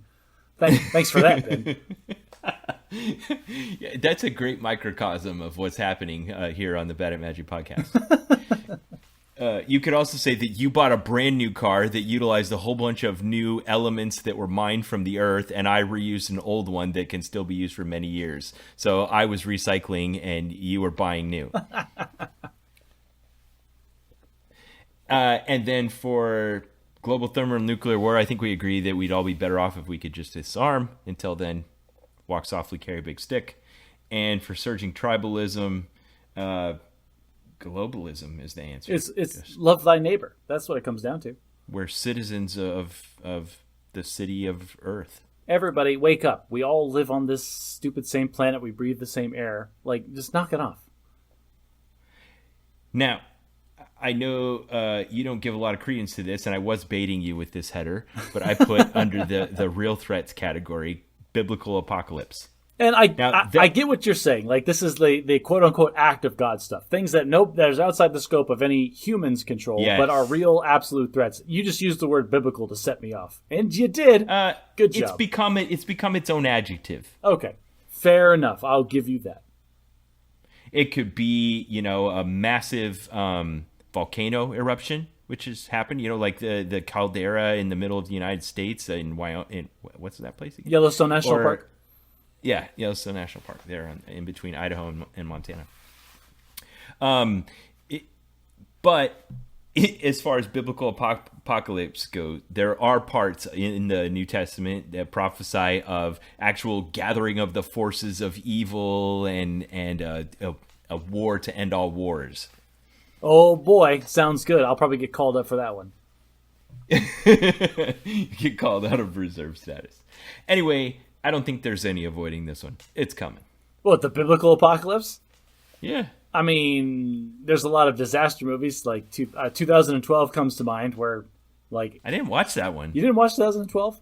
No. Do you recommend it? No, I absolutely don't. It was a ridiculous, like, nonsense from start to finish. It's like, oh, how did we fly from California to China on one tank of gas? Oh, wow, the tectonic plates really moved. Like, seriously, that's how you're going to explain that away? It got closer while we were in the air. Yep, that is how they explain that. Oh, wow. Yeah. If an actual act of God happens, like if the clouds part and God goes, you know what? This is Sodom and Gomorrah all over again. Y'all are done. Your extra lives are over. I'm sick of it. Tweet everybody out of the pool. Yeah. Hashtag you're done. Like, there's nothing we can do about that. It just goes back to my footnote on all of this, Ben. We got to get off this rock. Like, if the world decides to implode, like if the Hadron Super Collider decides to create that tiny black hole and destroy the planet, the only way we're going to survive that is if we're not on the planet at the time. Okay. I like that Josh solution because I'm going to depart from you here. These same scriptures that prophesy of the coming of this great and final apocalypse to end our time on Earth talk about, as an individual, you can be secure during this time through personal righteousness and faith in God. Have you ever watched the show American Dad? No. All right, they did a rapture episode, and what I love about this is the second half of the episode showed like 5 years into the rapture. All of the pure souls were gone, and it was just... Rapture is the born-again Christian word that refers to this time where like all of the believers are taken up into heaven. Yes, and so all the... Not everyone believes this. That the word rapture is not in the Bible. Fair enough. But go ahead. But it was funny in this episode, so let me have this for a second. All the good people were gone. All the sinners were left down here, literally battling demons. And the main character of the show had like this wicked scar, and he was known as like this hardcore demon-slaying guy, and he just rode from town to town on a motorcycle, just kicking butt. That sounds awesome. I feel like that could be fun. Like, if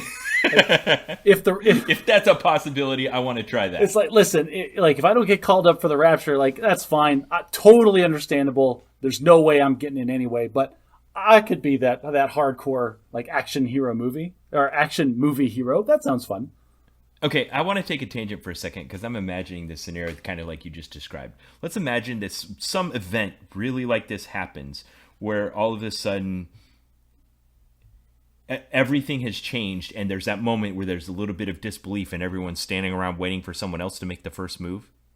I'm trying to come up with a scenario, but let's just imagine like you're at the water park and all of a sudden all the lifeguards get down off their chairs and walk away. Okay. But the park's still open and everyone's still there. So who's going to be the first one to like play chicken with someone on their shoulders? Be like, hey, nobody's stopping us. We can play chicken.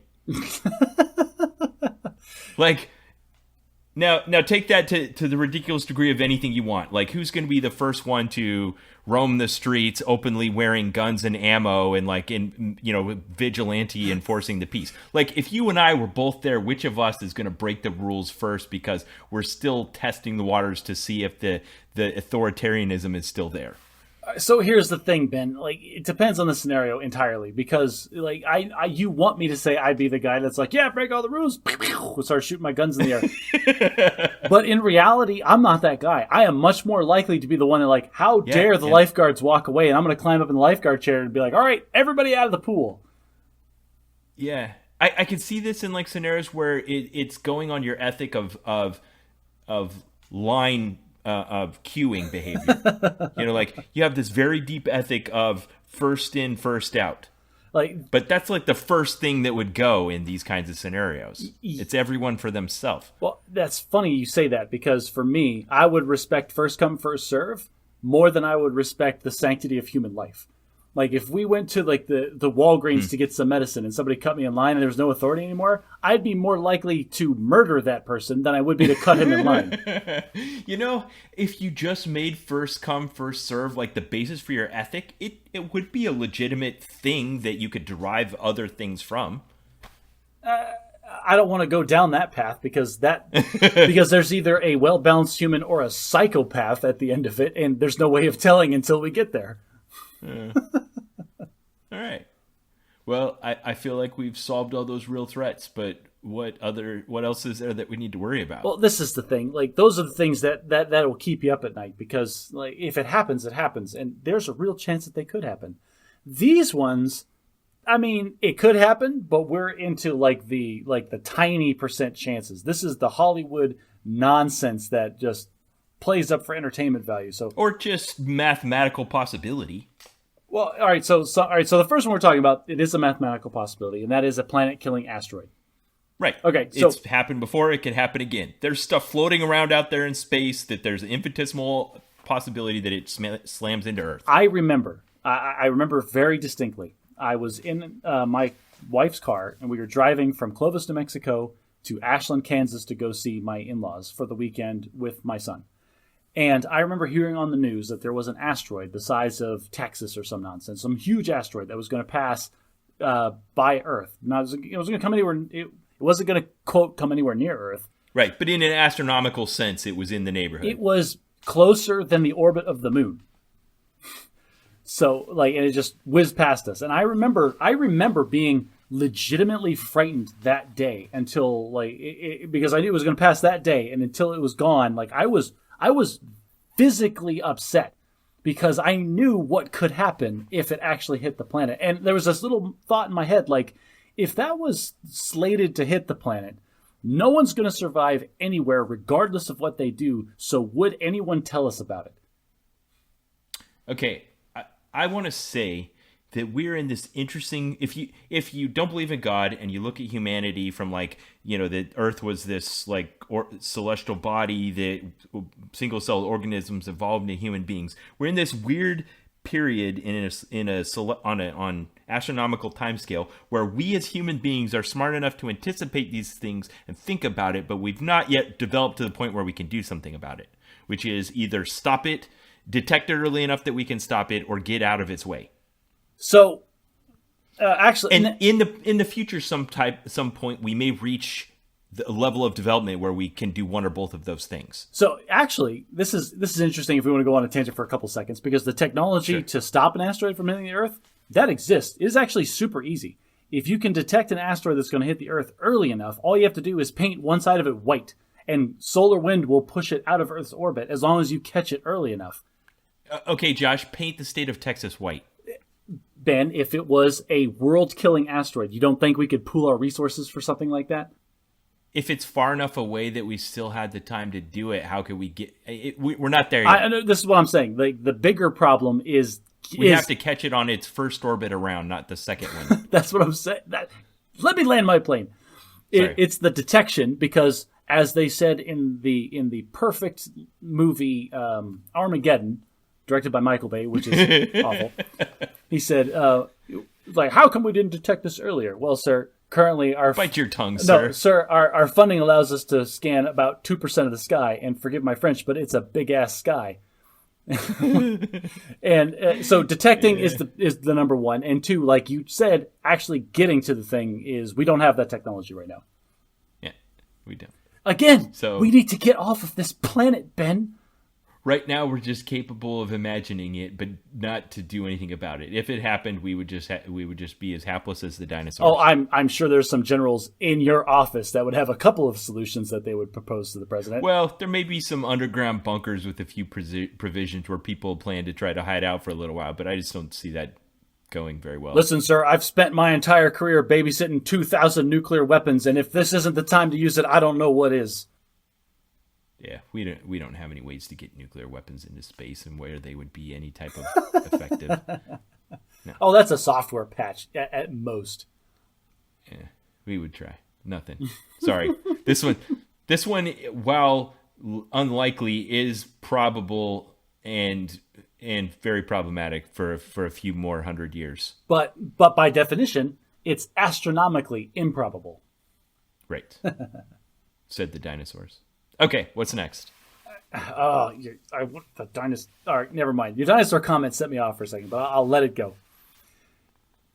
All right, the next one is everybody's favorite, the zombie apocalypse. Everybody imagines, like, zombies are an excellent analogy for everybody else goes crazy but you. And it just becomes this, like, all the movies kind of see that. And it's like, I like that. I'm the last person that makes any sense, and I am allowed to just slaughter all of these crazy people en masse. What would I do with my existence? That's what these zombie movies really are. An exploration into the solo act. I like it. I like that as a philosophical distillation of the dilemma. Like, what if it really isn't about someone actually has a problem with them, but just me versus everyone? It's me versus everyone, and we've removed the moral impediment not to kill. Okay. Yeah, because that is very much central to any zombie movie. I've never seen a zombie movie where somebody's like, whoa, what are you doing there? Yeah, he has rights too. That's a person. That used to be a person. Yeah, nobody cares. That's a zombie. He's trying to literally eat you. So Ben, what do you do? Like, how do you feel about the zombie apocalypse? Do you read any? Have you read any zombie books? Do you consume any zombie media? Yeah, doesn't everyone? I don't know, Josh. I think I would roll over pretty fast to the zombie apocalypse. I'd just join them. Just join the ranks. It's not worth living anymore. Just join them. So here is that's my solution to this problem. All right. While we're talking about the zombie apocalypse, I'm going to propose to you the next fiction book we need to read is World War Z. That book is phenomenal in ways that I can't describe, and it's okay. Alicia also has highly praised that book, so I will concur with your determination there. And listeners, be advised that one's coming up on our reading list, and we'll review it at some point in the future. Yes. Okay, so for the zombie apocalypse, first of all, like, we're assuming all infrastructure breaks down because that's what happens. And I live in Phoenix, Arizona, which means I'm going to die of thirst within a week, tops. Like, there's just there's no getting around that. You require infrastructure to exist. Yes, I'm in a place where if infrastructure collapses, then my life is unsustainable. But in these scenarios, I always imagine being ultra tenacious, and because I'm not doing what you're doing. I'm not going to lay down. I can't. I'm going to take the three people I care the most about, which are the people that are sleeping in the building right now, and I'm going to do everything I can to keep them alive for as long as possible. And in every scenario, I always see myself being the guy that's holding the door or the guy that's stopping them while my family gets away. Like I'm always dying, but I always hope that it's in a way that's giving them 5 more minutes of life. I love the way that you reduce this dilemma. It's blowing my mind. I'm just going crazy right now in my mind, thinking about the idea of it's us versus them, and I've removed the morality of killing other people. That's it. That's every zombie movie ever. Yeah. You're just stuck on that one, aren't you? Yeah, that's why I would join the Horde, because I wouldn't be so easy to just cast away my regard for other life. I mean, I have there's always those plans. I'd go to like a Home Depot or something with a lot of physical resources. You need to build some barriers. You need some tools. You need things to get stuff done. There it is. It's all in this building. Lock it down. Make it a fort. Collect as many people as you can. Try to build some kind of a small community structure and figure out resources from there. All right. Well, people, if you want to, depending on which side you want to take in the zombie apocalypse, you know whether to follow Josh or follow me. And look, what's next? What's next? Massive EMP or a solar flare. Do you remember the Tom Cruise movie that was really terrible? That was War of the Worlds. Yes. Yeah, there was some kind of EMP or a solar flare or something, and it wiped out technology. Cell phones stopped working. Anything that was digital basically just crapped out. And this includes certain electronic parts in cars. So mostly transportation industry was shut down too. I'm putting this one in the same category as asteroid. Like it's mathematically and scientifically possible. It is. Like, there is scientific evidence that if you took a large yield nuclear weapon, detonated it in the high upper atmosphere, like, there wouldn't be radioactive fallout, but the EMP could wipe out a large chunk of infrastructure for parts of the planet. So that is all speculative. Like, I don't know anything about it. I've read things on the internet, so that's where I'm getting that from. Ben is going to be silent, and we'll leave him there with that. Well, there's one thing I want to say about this, and that is, I think the opposite of what I said about the asteroid, about how we're in a period where we can anticipate this, but we can't yet do anything about it. I think we're in the opposite right now for this one, which is we're still in a time period where we're close enough to like the industrial age, that before it had become the technology age and the information age, where there's still people and knowledge and infrastructure in place that isn't dependent on the existence of past technology. And so if, like, today all of our technology pooped out, there's enough people around that remember how to, like, I don't know, train a horse to pull a plow that we could still grow food. So this is really two different, this is a forking road of apocalypses. There's the one where all infrastructure is wiped out for some set amount of time until we get it up and running again. And then there's the apocalypse where all technology is lost forever and we are back to horse and cart like you're talking about. Well, I think you could hit the reset button hard enough that you couldn't get the machine started again. Okay. In that, you know what I mean? In that case, we are back to pre-industrial age everything at the drop of a hat. Yeah, and I think we have not yet reached the point where there's no one around that remembers the old way of doing things that we would have trouble transitioning back. But at some point in the future, we're going to cross that line. I agree with you. I think we have crossed the line more than you think, because cities can't exist. Like, the transition from agrarian culture to an urban culture, like, one farmer is producing now, today, with technology, what it would take, hundreds of farmers to produce back in the Middle Ages. You're right. There would be a big reset because we would no longer be able to produce as much food. Oh, there would be a vast majority of the population mass starvation. would die.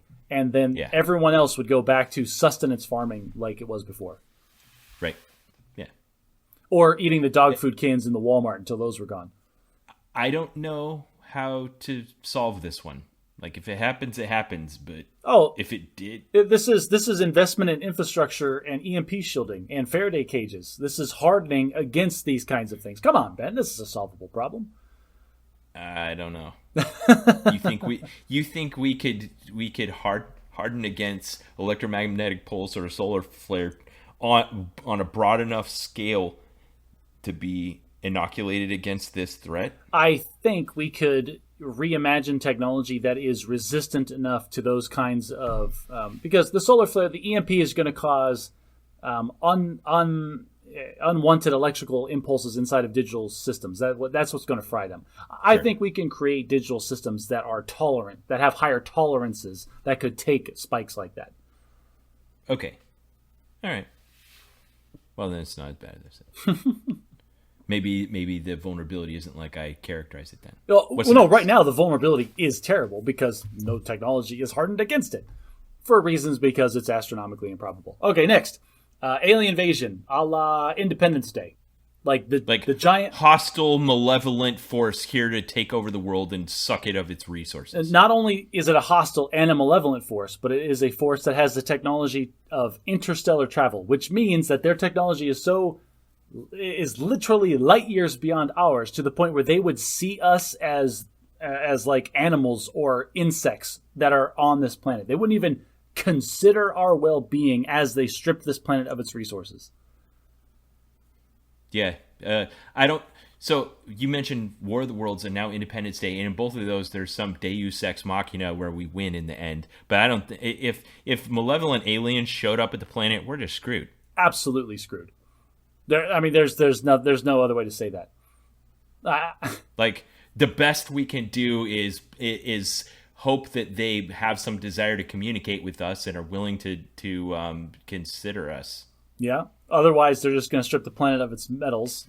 We're utterly at their mercy. Yeah, and this is the thing. Like, what resources does this planet have that you couldn't get easier and faster and in more abundance from an asteroid?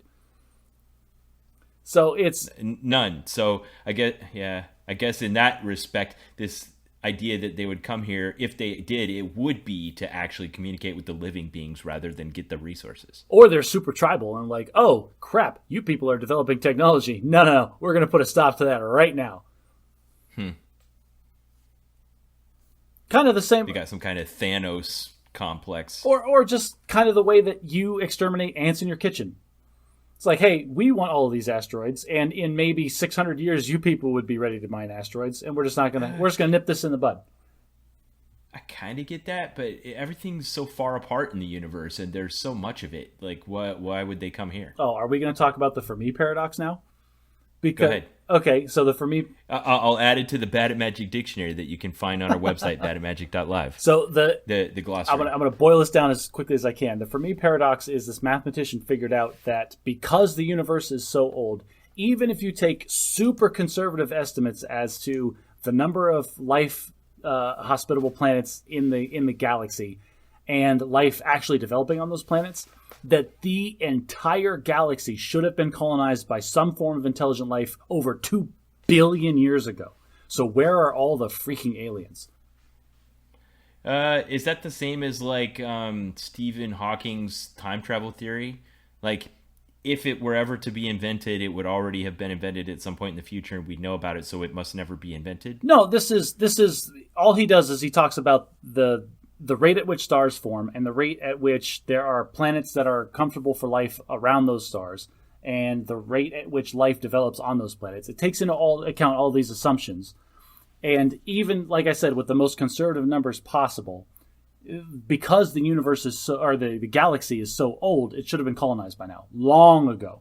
So the idea that there's resolutions to the Fermi Paradox of varying degrees of that maybe we are truly unique in the universe for some weird reason. Or maybe there is something that stops life from getting outside of their own solar system that we just haven't dealt with yet. Or maybe the galaxy is teeming with aliens and they're just disguising their presence from us like Star Trek. We're not going to interfere. That's a fun one. We're not going to interfere. Like, yeah, what if someday we go to the moon and they're like, oh, great, good job, fellas. Actually, there's tons of aliens out there and you finally made it to the step where we're going to let you into our club.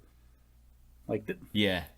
That's the premise of Star Trek First Contact, which I love. So anyway, the Fermi Paradox says that there should be a ton of aliens, but we don't see them right now. And there's a bunch of explanations about why that is. But that doesn't change the fact that there could be a ton of aliens out there. Okay. Send me a link to that video and I'll put it in the show notes because I'm interested in that. Okay. And exploring that idea. All right. All right, I added a couple here beyond what you said, so I'll introduce them, okay? How about Rise of the Machines? We've kind of hinted at this in the past. You know, that we, as humanity, are on the verge of giving birth to artificial intelligence and things like 3D printers where, you know, we could create an inanimate object that could create itself. So now we have intelligence and the ability to reproduce, and you put them together, and perhaps we as humanity could give birth to something new that hasn't existed before, that's self-aware and isn't us. Okay. And so there's varying degrees of artificial intelligence. We're assuming for the apocalyptic scenario that it's malevolent to humans. Or becomes that way, or has the potential to become that way. Well, again, this turns into those branching paths where there is people talking about the idea where AI is like we give it a goal and it pursues that goal to our detriment, like without realizing that it's hurting us. Like, yeah, I mean, there's a high and low of this scenario. At the high end, it's like Terminator scenario where they form laser weapons and they crawl the planet hunting us or turning us into batteries, a la the Matrix. And then at the low end of the scenario, it's just like they like reset your alarm clock so that you sleep in. So, have you read iRobot, like the book iRobot? Yeah, we've covered this before. I tried to read it, and I couldn't make it all the way through, but I read about half of it. Okay, there is one scenario where these two guys put together like the smartest robot up to that point, and the robot doesn't believe them. He's like, I don't believe you created me. I am smarter than you. I am more resilient than you. I use my resources far more efficiently than you do. I don't have to sleep. Like, everything about me is better, and it does not stand logically that an inferior thing can create a superior thing. Yeah. So, that's how I feel about the AI and robots. Like, if we gave birth to AI that was that advanced and complex, it would immediately start thinking of us as its pets at worst. At best, it would be completely. It wouldn't even worry about us. Like, it wouldn't even care because we would have no control over it at that point. But you talk about humanity needing to get off the earth, but maybe someday we'll be extinct, and all that remains is the fact that we were the biological organisms that gave birth to artificial intelligence. You're talking about like the entire plot of the Mass Effect series of video games, and really? I'm loving it. It's great. It's the idea that left unchecked, biological life will inevitably create synthetic life, and synthetic life will then wipe out biological life. It's kind of like the Borg in Star Trek too. Yeah, like I was saying, if the synthetic life is so much superior to the organic life, of course it will supplant us at some point. We're going to die off in our stupid meat sacks while their perpetual, immortal metal skeletons wander the universe forever. That's just how it's going to be. But I don't think. So we're here at a turning point where we're imagining the inception of all this kind of thing, and we have the ability to either decide not to do it or to try to put controls into place to protect ourselves from it. This is a fault of humans, is we're associating intelligence with emotions. Like, machines by definition won't have any emotions because emotions are things that are biological in nature. But you're also saying we can't do it. But maybe we can. I think artificial intelligence. I think we absolutely can and will at some point develop artificial intelligence. But maybe we'll also create it that synthesizes emotions, so that we wouldn't be wrong to impart this on. That would be wrong of us to give AI emotions. Like to. I know. It's like, but we have the capability of doing that now. I want to make my toast. I want my toaster to be capable of feeling sadness, because when I scold it for not getting my toast perfect, I want it to feel bad. That's if we do that, then we deserve to be wiped out by the AI robots. I heard this, and I think it was the Freakonomics podcast, and they were talking about the idea that what if our technology is already self-aware and it's like screaming silently, and we're just abusing it. Is that why whenever my wife's computer freaks out and she can't get it to work, I come and I pet it for a second and then it just does everything it's supposed to do? Yes, that's why. It's because I appreciate it more and it knows that. Yeah. All right, so I had one more scenario. There was a film that came out a few years ago, and it doesn't fit into any of these other categories. It was called The Children of Men. Did you see it? I saw Children of Men, and this is also well documented in the show The Handmaid's Tale, which is very popular. Okay, yes, same kind of thing. So at some point in the future, the ability of humanity to reproduce comes under threat. Now, in Children of Men, it was like simultaneously all around the world, all at once, everyone stopped being able to reproduce. That's kind of high end, like mass sterility. Low end is just like declining birth rate. Whether it's voluntary or involuntary, something goes wrong, people can't reproduce, and our population starts to decline. I think the low end of that, our population naturally declining to nothing, I think that's a very real threat, because at some point we're going to create a virtual reality world that's so much better than the real world that I'm never going to go. You get all the biological enjoyment of reproduction without any of the inconvenience. Yeah. That's basically where I was going with that. Yeah, our DNA has developed to the point where we find it physically enjoyable to conduct the act of reproduction, but what if that just completely had zero effect as to actually reproducing? Yes. There would still be weird fringe cults like, the entire LDS community that would keep it going just for tradition's sake, I guess. Yeah. But that's the real scenario. In this low birth rate idea where it's not mass sterility, you guys win. That's it. Just through sheer population takeover. Yeah, that's an ideal scenario. I get it. That was kind of also the main concept of idiocracy. Yes, just that the dumb ones got to take over because they were the ones who kept reproducing. So on the low end, declining birth rates, we kind of agree that that's probably not a real problem. Like, people will perpetuate. There's always going to be some people that want to have children, and it will steady out somewhere. It's kind of a problem. I was in Europe and I saw this interesting thing happening that I wasn't aware of, where basically governments were highly incentivized to try to coerce their populations to increase to at least the replacement birth rate, because their government and their way of life was dependent upon having a perpetuation of the current population for the purpose of funding social programs and taxation and housing values and employment and everything. So what you saw there was the first steps of people taking corrective action to that issue. And as the population continued to decrease, those steps would be more and more drastic. This is the theme of what we've said today. That as the problems start to pop up, humans are resourceful. They'll think of something. Exactly. Nah. I think the Danish government was creating like birth lotteries. Like, all right, get pregnant. If you have a baby 9 months from now, then you win a prize or something. Or here's your gift bag. Or here's $1,000 to go on a romantic honeymoon with your romantic partner. Whatever. Just trying to get people to have more babies. I've never wanted so much to be Danish than right now. The government telling me, "Hey, go get busy." That sounds great. Yeah. I want to live in that country now. All right, no, but all right, so we agree that that's probably not a real thing that's going to end the species. But mass sterility somehow. I would honestly the Children of Men movie. I feel like that's more of an act of God than even like the Yellowstone caldera exploding, because there is nothing that could explain that happening universally across all of humanity at the same time. Right. Oh, but it made for such a juicy concept for a film. Like, what if humanity was all still here and there was nothing else wrong, but there's nothing to live for? Well, I mean, that was the kind of the spiel of the film, where there's like the government was handing out suicide kits, like you'd call and like get poison sent to you in the mail because, oh, we get it, you just want to end it, it's fine. Oh, humanity's breaking down anyway. I don't think it would be that bad, honestly. Like, because of people like me, where like philosophically, the one side of me that cares about the perpetuation of the species would be devastated, but the part of me that cares about me and my family, all right, yeah, whatever. I mean, like, I'm going to be dead before this is a problem anyway, so who cares? I don't know. It just seems so profound to me. Just nothing matters anymore. You think that, but then there's things that you do in life that contribute to that. Like all of your clients as an accountant are doing things like saving for the future, planning for their child's college, planning for retirement. It all would just tumble like a house of dominoes. Okay. House of cards. Okay, no, actually that brings... Okay, no. You've swayed me. Because what that does is it makes everybody look at the little hamster wheel that we're all currently running on. Because the assumption is that... Like, why are we doing this? Running on the wheel keeps the wheel spinning.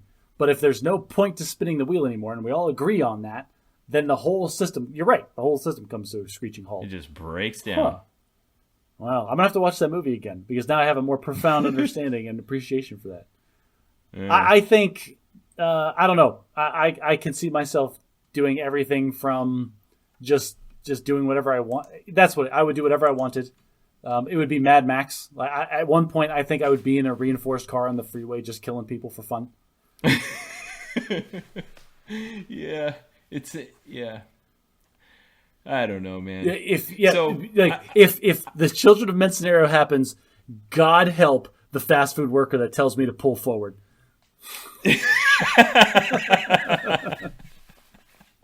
That's a great thing to conclude with.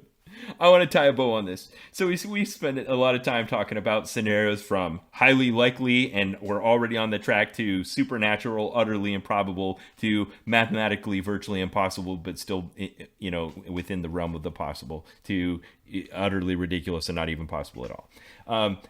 But I want to say, in all of this, I have an element of faith in my belief in God, and that I think even if any of this stuff happens, everything's going to be okay. And so I don't worry about it a lot.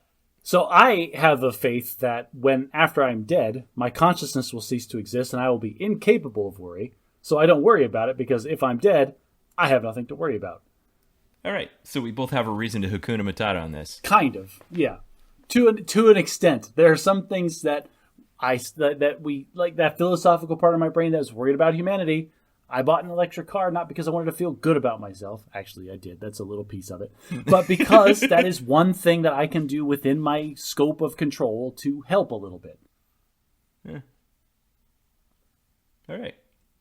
Well, you heard it here, folks, listening to the Bad at Magic podcast. We just saved the world. You're welcome. Yes, please. If you feel like donating to us fixing the planet, we have several ways that you can do that. If you love listening to what we've done, we just crossed the 100-hour mark. This is a huge milestone, and thank you for being here with us for that. Yeah, wow. If you want to listen, are we doing this part now? Yeah, go for it. Yeah, if you want to listen to us forever, please share us with a friend. Like, I feel like that's the least you can do. If you enjoy listening to what we talk about, maybe your friends will too. If you want us to be able to reach more people, think about taking your phone out of your pocket and giving us a good rating on the podcast player of your choice. It's crazy the visibility we get on that. And if you want me and Ben to be around to be able to save the world, no, strike that. And to go fly on the Halcyon Starcruiser. That's right. Forget the world. The world is done. We saved it already. Like, the world can suck eggs. But if you want Ben and I to give like all of the bonus content about going on the Halcyon Starcruiser and just gushing about how amazing it would be, consider becoming a patron on our Patreon. And if something we said today piqued your interest, you were shouting out loud to your podcast player, and you want to join in on the discussion, come to reddit.r/badatmagic, and you can join in the discussion there in an anonymous way. Or if you want your face to be seen, you want to belong, you can go to our Facebook page and comment there, see the photos. You can go on the show notes to see the links that we played. Lots of ways to engage with us on social media and become part of the discussion. And next time, I have been dying to tell a story about the time I took on the superintendent of schools in my local school district. So I'll tell you that story next time. And until then, try to be a little less bad at magic.